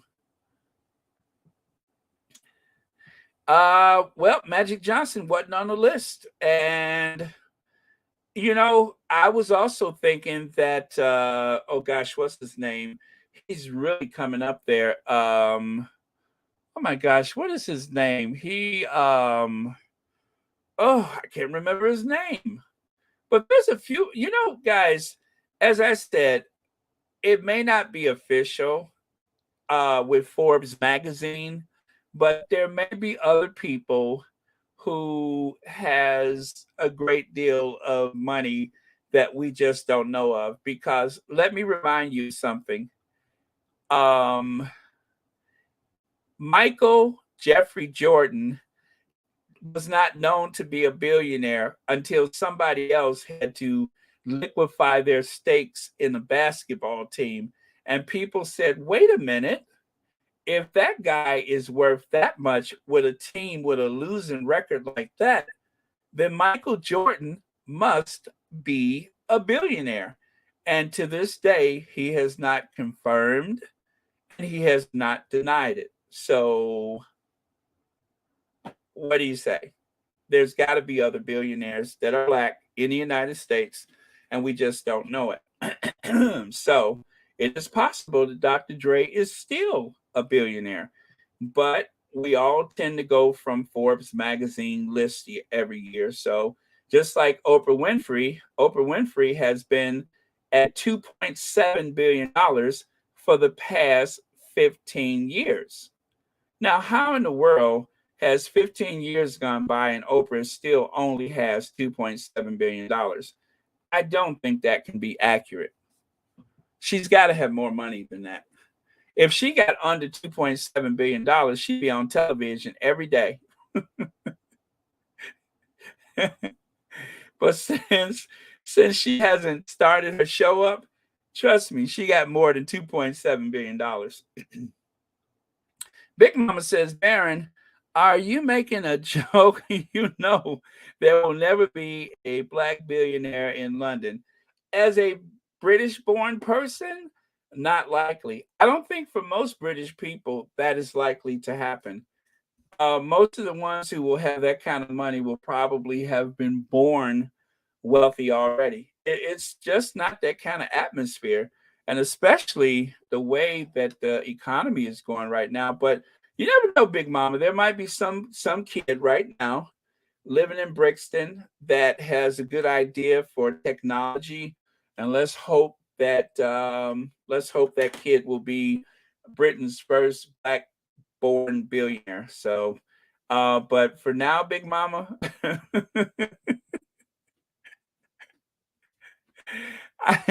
Not likely, but I hope so. I remain optimistic about it. But yeah, I don't know.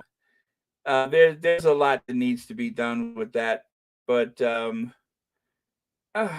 it just seems like the people either bring money with them from Russia or from wherever they come from, or it just doesn't happen. But you know who is a billionaire who was born into wealth? And you know what? He might even be Black. Lord Nappyhead. Now, Lord Nappyhead, now there's a Black British-born billionaire.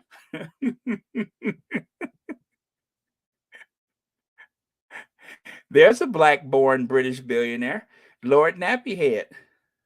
Yep, Lord Ruthermore, furthermore, give me more. Lord Nappyhead, that's a Black-born British billionaire. Tried and true. I believe that is, and of course, we probably never make it official, but I think he's of African descent, and he's a billionaire. So, maybe not. I don't know.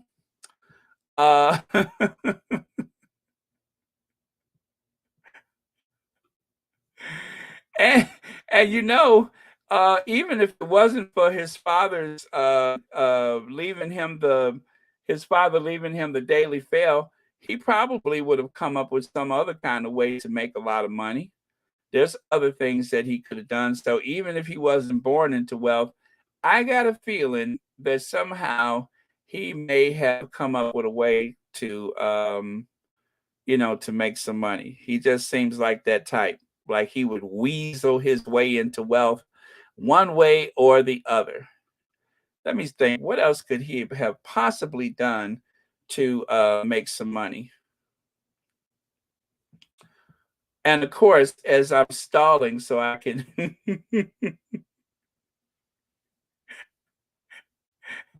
because you already know why I'm stalling and it's not working, and that's getting on my nerves. I knew this was, this happens every time, but I'm gonna go for it anyway since I've gone through all the trouble. But let me see here. Wow, you hear that echo?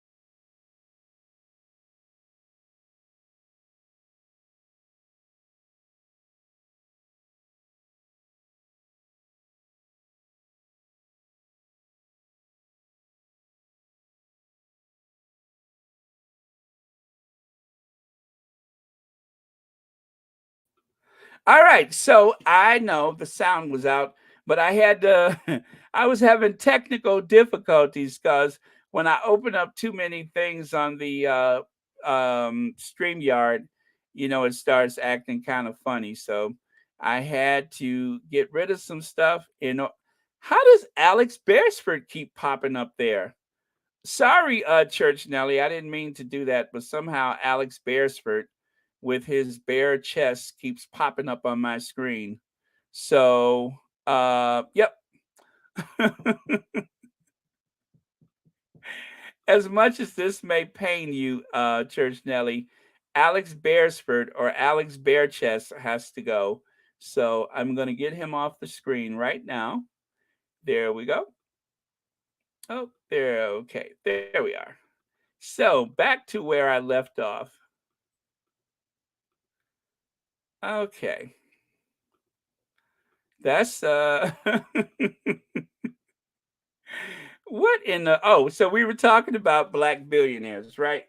So, and I said, now what is it that Lord Nappyhead could do that could make him some money if it wasn't for the Daily Fail, right? Cambridge Curl. That is where he could make his fortune.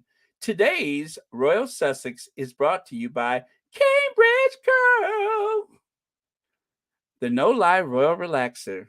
Cambridge Curl. And I know, it's Sunday, but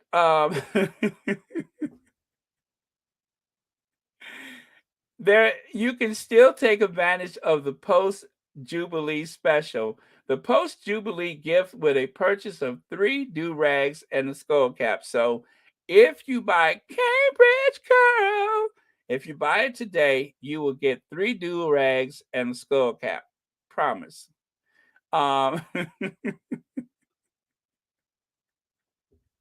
It's the invisible contract special. Buy one, get one. Cambridge Curl, the no-lie royal relaxer. Get curls that will make you feel like royalty.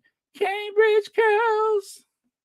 There you go. So that's the other avenue for making money.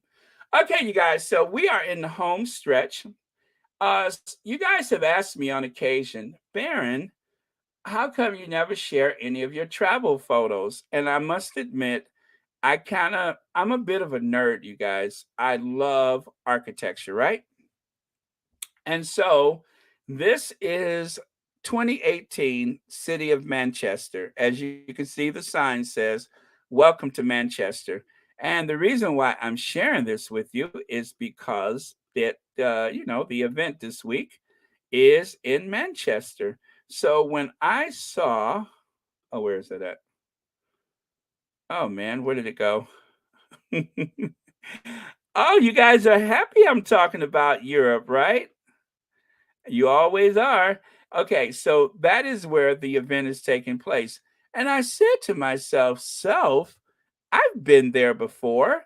As a matter of fact, I used the restroom while I was touring Manchester. So if you take a look here, there's me entering Manchester. That's the sightseeing tour. That is the Midland Hotel. Now, do you guys know what the Midland Hotel is famous for? And by the way, the building is covered with a beautiful fireproof terracotta facade. The facade of the building is just like a glazed plate or vase. It's all enamel covered, beautiful, shiny enamel terracotta. I don't know what that place is. I think it's some kind of opera hall or something like that. I didn't actually go inside. This is just me making my way around the city. But take a look on the right. You can see that beautiful glaze from the terracotta.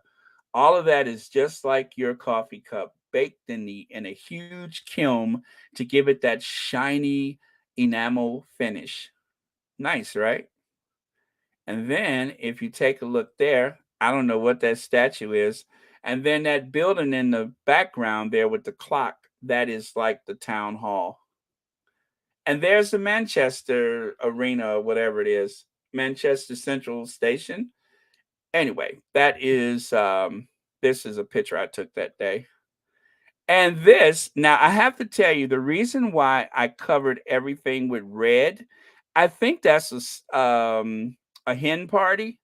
The person that I have covered up is dressed like a giant. Anyway, it's some guy that was with them, and he's dressed up like a giant, you know what, like a tallywhacker.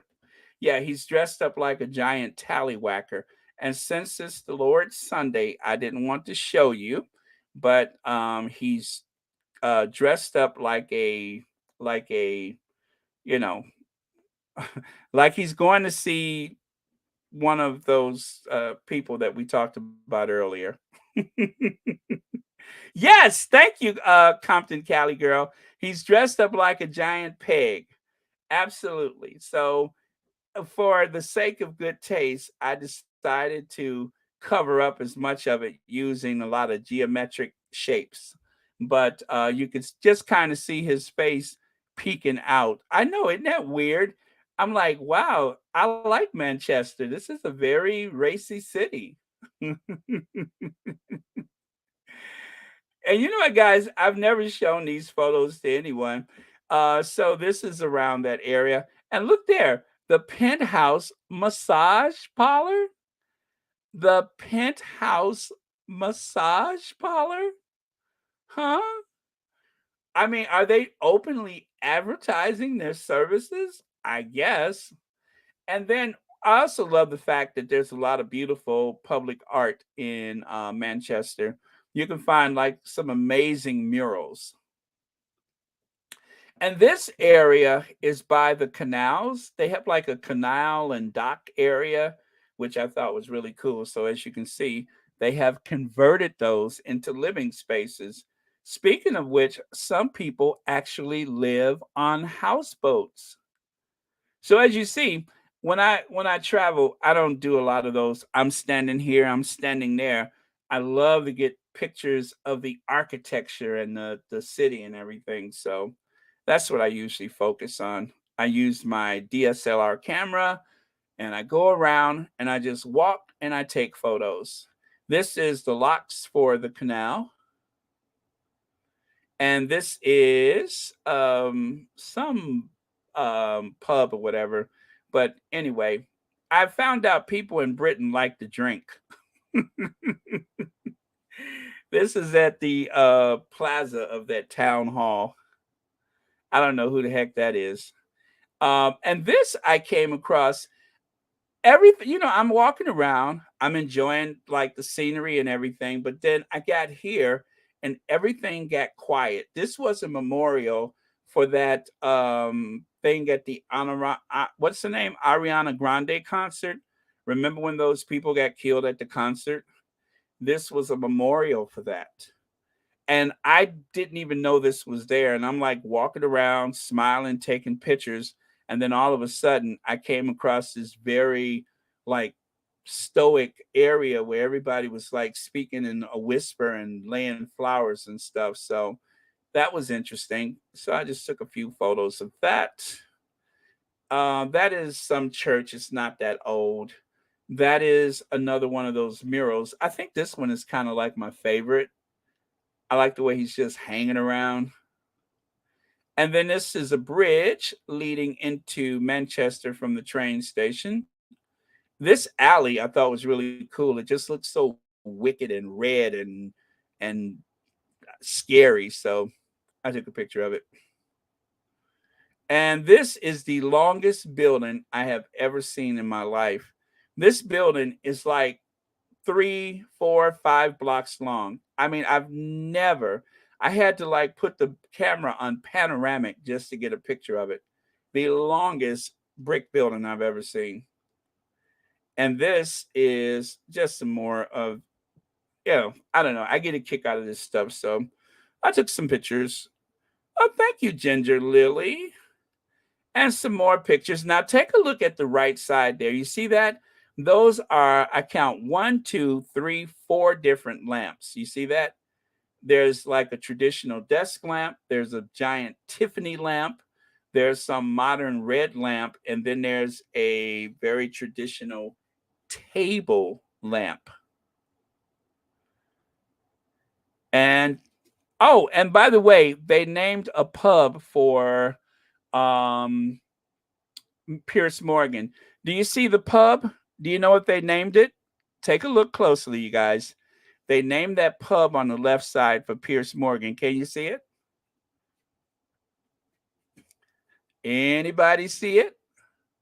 They named it for Pierce Morgan. Anybody? Come on, you got to see it. You got to see it. Yes, the Crafty Pigs. Crafty Pigs. They named that for Pierce Morgan. So Pierce Morgan does have a supplementary income. He has that show that is dying a slow death, and he also has a pub named for him called the Crafty Pig. So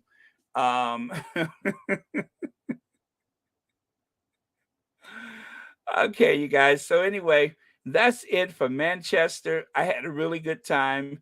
It was a very interesting city.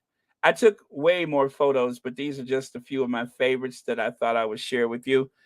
So what I'm trying to say, if you ever get a chance to go to Manchester, make sure you go. It is very, very beautiful, very hip, very cool. And by the way, this hotel, the Midland, is famous for Rolls Royce. This hotel is where a guy named Rolls and a guy named Royce got together and started a car company called Rolls Royce. That is where Rolls Royce was created, was right there at the Midland Hotel. And I think the Beatles have stayed there before. So that's it for Manchester. Thank you guys for looking at my little vacation photos. I hope you enjoyed it. I enjoyed sharing it. So I'm done for today, you guys. Thank you so much for joining us. I will be looking for a last comment. Happy Sunday to you. Oh, and I do have a list, I believe, from Sherry Ware. And that list says that it's to thank you for your generosity. Thank you. Let's see, Audrey Teschner, Marcy Foreman, Ginger Lily, Elaine Parker, Georgia Walker, and Georgia Walker also has a 6-month membership. And Nash Singhvi, thank you so much for your super sticker. And thank you for the PayPal. I believe it was what, ZH? Thank you for the PayPal. And that's it, you guys. So thank you. Happy Sunday. Thanks for joining us here on Royal Sussex. If you didn't get a chance to listen to yesterday was particularly special as we had a surprise guest on board yesterday. So if you have the opportunity, do make sure you go back and take a listen. And that's it, you guys. Thank you. Wow, over 1,200 of you all today. I really, really appreciate it. Let's see. Have a great Sunday, Baron, and the rest of the Squatty family. Love you all. Thank you so much, TP. And of course, love to our faves, our queen of everything, Queen Doria, and our queen of hearts, Princess Diana. Okay, we are good. And you know what? I think, TP, that's a great last word of the day. I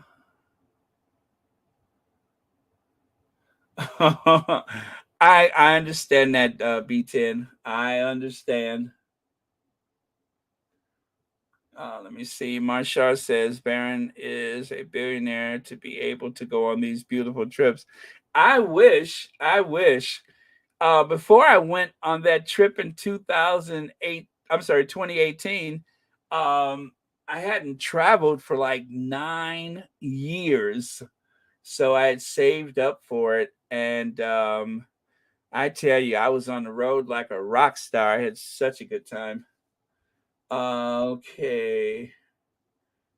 Let me see. Oh, yes. Thank you so much for saying that, Lydia. And thank you, moderators. Thank you, moderators. Hey, Sean, happy Sunday to you. Okay. All right, you guys, let's gingervenge and call it a day. And look forward to those great photos that will be coming from the Sussexes, I'm sure. Looking forward to that. Okay. All right. So gingervenge, good grief. I've been on over 2 hours. Where did the time go? What did I talk about for 2 hours? Well, I remember I talked about that. And I remember Cambridge Curls, the no-lie Royal Relaxer. Okay. Kids Indoors says, I wanted to go to England, but the Unroyals changed my mind. Off my bucket list. Yeah, I understand. Well, I didn't know what they were up to before I got there, but I had some really good memories from there. Saw some amazing things. Met some interesting people. Manchester, I don't know. I had this like dream to go to Manchester because I wanted to go to like someplace that had all that old industrial revolution architecture, you know, all of the old rail lines and stuff. I get a big kick out of that. So that's why I wanted to go there. See there?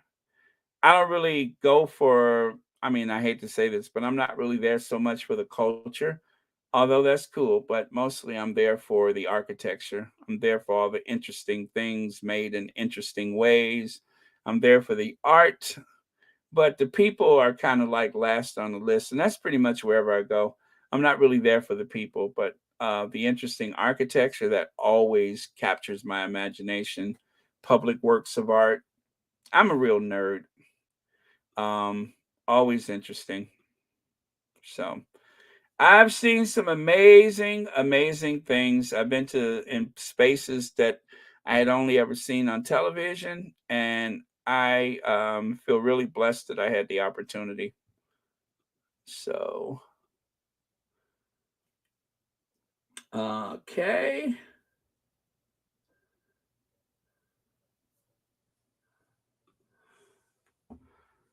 Oh, yes. Hello, Ivy here. Ivy will be up later. Okay, you guys. Okay, so Ginger Venge, and we are out of here. I'm kind of hungry too, so I don't know what I'm gonna have for lunch. I need to go shopping, I think. And also, I need to change this. It's still got 7 million views. It should be 8. Well, you know what? I'll wait till it gets to 9 million views and then I'll change it. But yes, I did notice that. I'm like, 7? We're doing better than that. Okay, ladies and gentlemen, Ginger Avenger.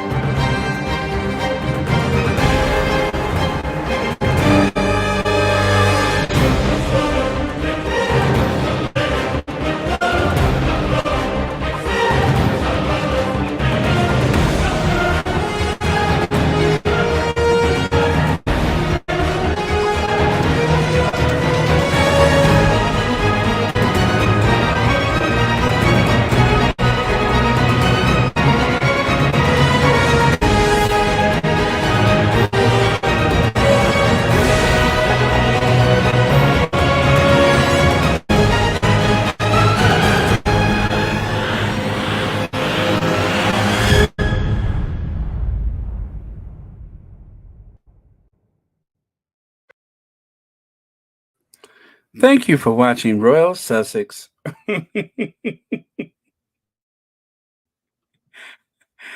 Oh, man. I had fun today. Thank you, everybody. It has been a real blast. Or as the singer Coco Taylor would say, it has been a wang dang doodle. A wang dang doodle. I got to figure out what that means someday. Wang dang doodle. Okay. Maybe that's what that guy was. The guy that was running around at the train station. Maybe that's what he was dressed up as, a wang dang doodle. Like, what's that outfit you're wearing? Well, it's just a wang dang doodle. Oh, was it over here? No, it's on this pile. There we go. That's what I was looking for, was that costume. So yeah, he was dressed up as a wang dang doodle.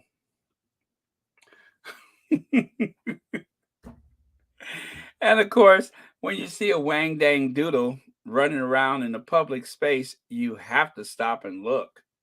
So,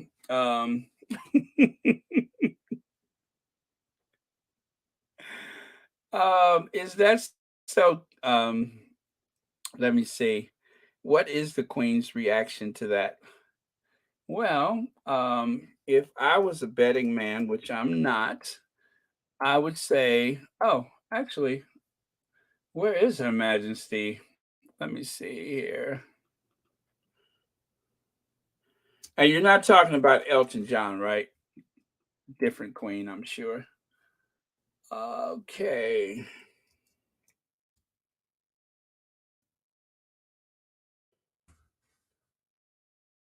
Wow, where is Betty?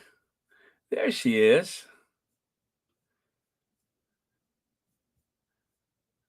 Come on with it, Betty. There we go.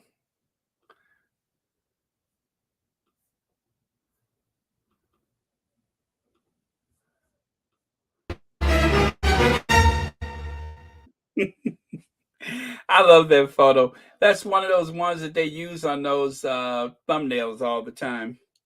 When the Queen gives Harry and Meghan the last ultimatum, they always use this photo.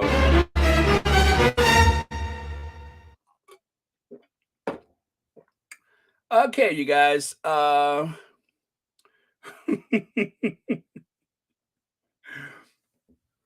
didn't have the courage to show you the real photo, Marshar, but it was funny. I'm just like standing out there with my camera, and I'm like, "Oh, this is interesting. This must be the." And the next thing you know, this guy comes running across the thing, all dressed up. Um, I'm like, "Wow, they must put Viagra in their water." At home we put fluoride in our water, but over here they must put Viagra in their drinking water. So, yes, needless to say, I was shocked. I'm like, "What is he doing?" Wait, what is he all dressed up for? Uh,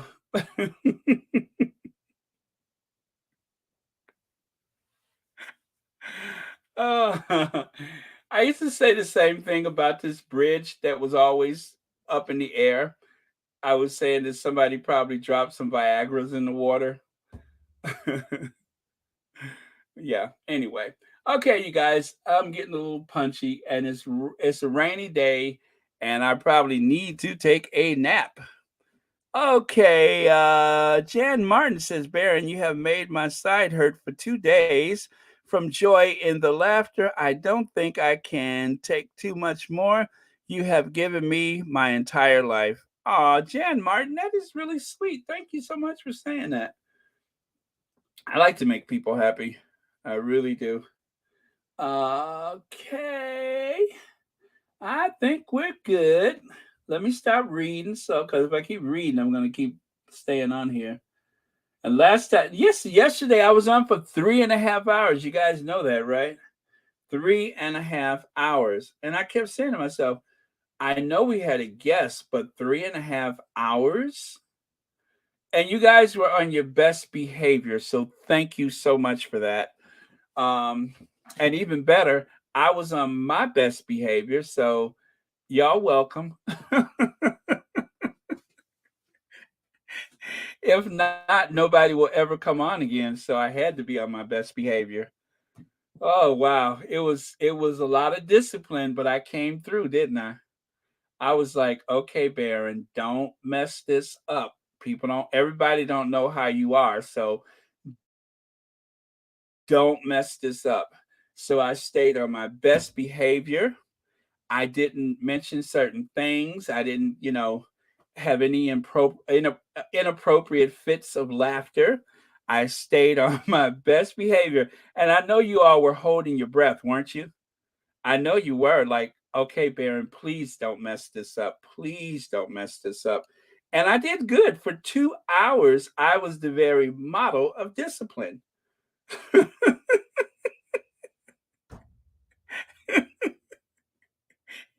And let me tell y'all something. It wasn't easy, but somehow I got through it, and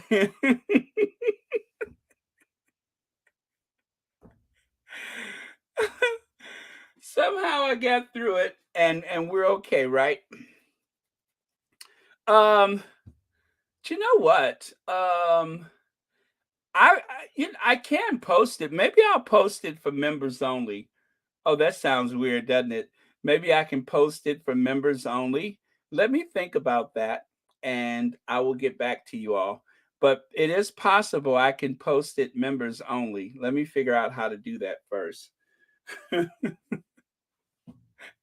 can't believe I just said members only. But yeah, maybe I could post it for members. You know what I mean.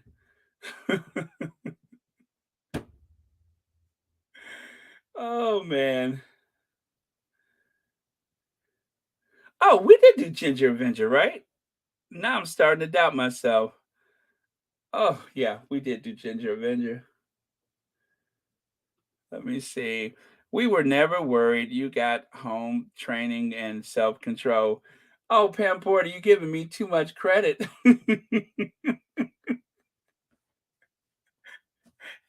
Well, thank you for that.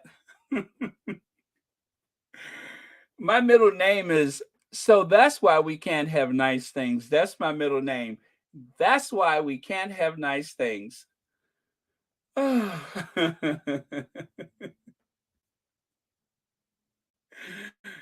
thank you, Pam Porter. You're very kind. Thank you for believing in me. Um, let me see.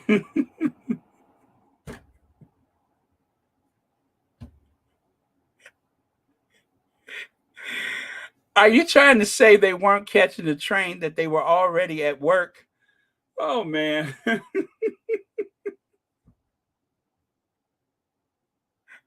I thought they had a train to catch. Are you trying to say? And well, anyway, this is the public space right here. So I think you can kind of tell that we were standing like, yeah, you could see those rails right there, the arm railings or whatever. That's where I was standing. Let me see.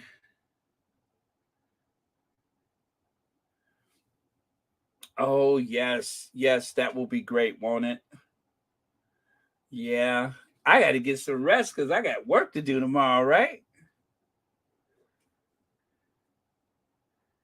Let me see.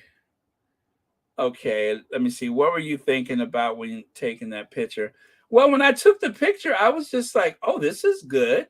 I just figured it would be something unusual to share because I was posting everything to like my friends and family every day.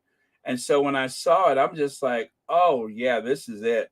I can't wait to share this so people can see how wacky everybody is in Manchester. So, yeah, that was it. I mean, I've seen like a lot of hen parties or bachelorette parties. So I've seen like that type of costume before. So I wasn't so surprised by it, but to be able to like catch a picture of it and share it with people, I could not resist. Uh, right. Home training, yes, but self control, we'll see how that goes. Okay.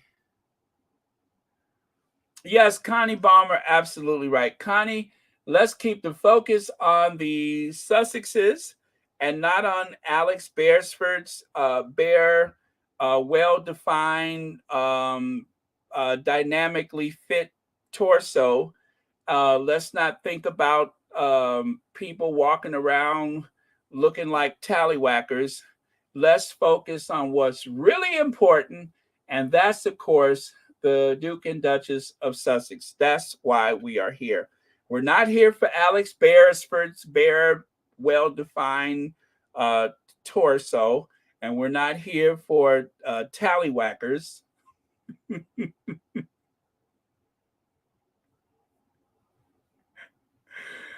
Oh, don't you love when I pretend like I'm outraged? I love when I pretend like I'm so outraged. And look at there. I shouldn't have put that picture up. That takes us right back in the wrong direction. Let me find something else. There we go. Oh gosh, what is wrong with me today? So yes, listen to Connie Balmer, you guys, we are going to pray for the Sussexes.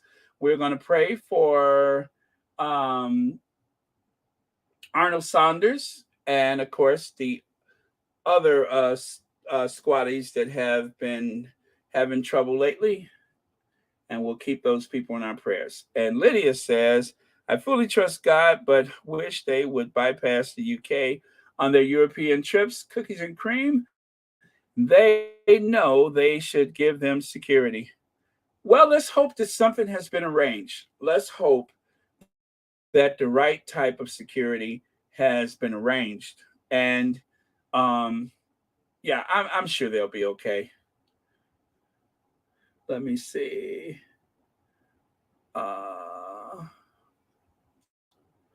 Let me see. And Pam Porter, you too? Yes, and also for Mo Shannon. Thank you, Connie Balmer. Let me see. Yes, my moral outrage. Sometimes I'm just shocked. I'm just completely shocked. My moral outrage. I find some of these things appalling and reprehensible.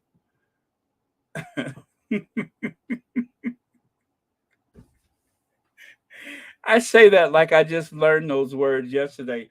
Appalling and reprehensible. So, okay, you guys, I'm still having fun, so I'm gonna go soon. But you know how I'm at. After I get past the regular part of the thing, I'm just like letting my hair down now. Let me see.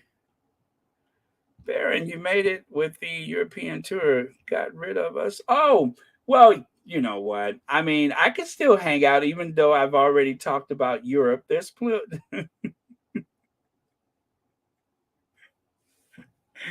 Well, I'm going to start doing that. Any place that the Sussexes go, if I have photos, I'm going to share those with you on those occasions. So, but the good news is I've never been to Dusseldorf. So that gives you something to look forward to. I've never been to Dusseldorf. Let me see. The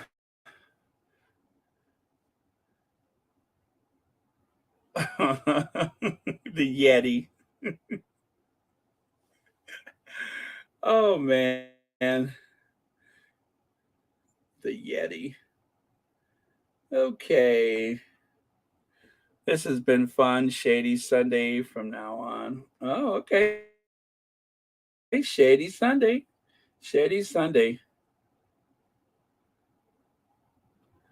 Oh no, Diane Hawkins.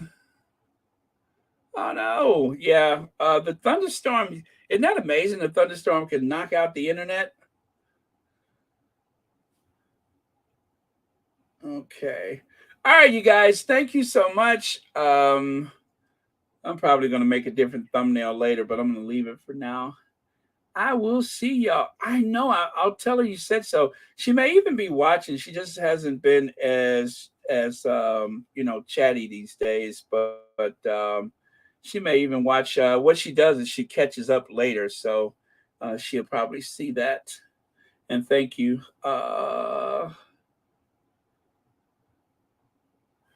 Okay. All right. One for the road.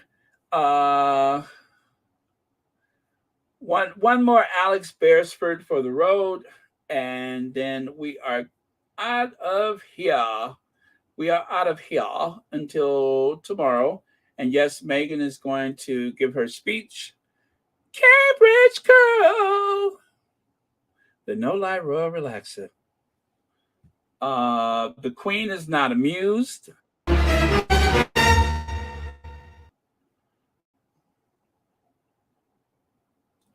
Kids indoor? Absolutely. Absolutely. Will do. Okay. All right, guys. We're gone. I'm going to end broadcast. Thank you so much. And thank you for watching Royal Sussex.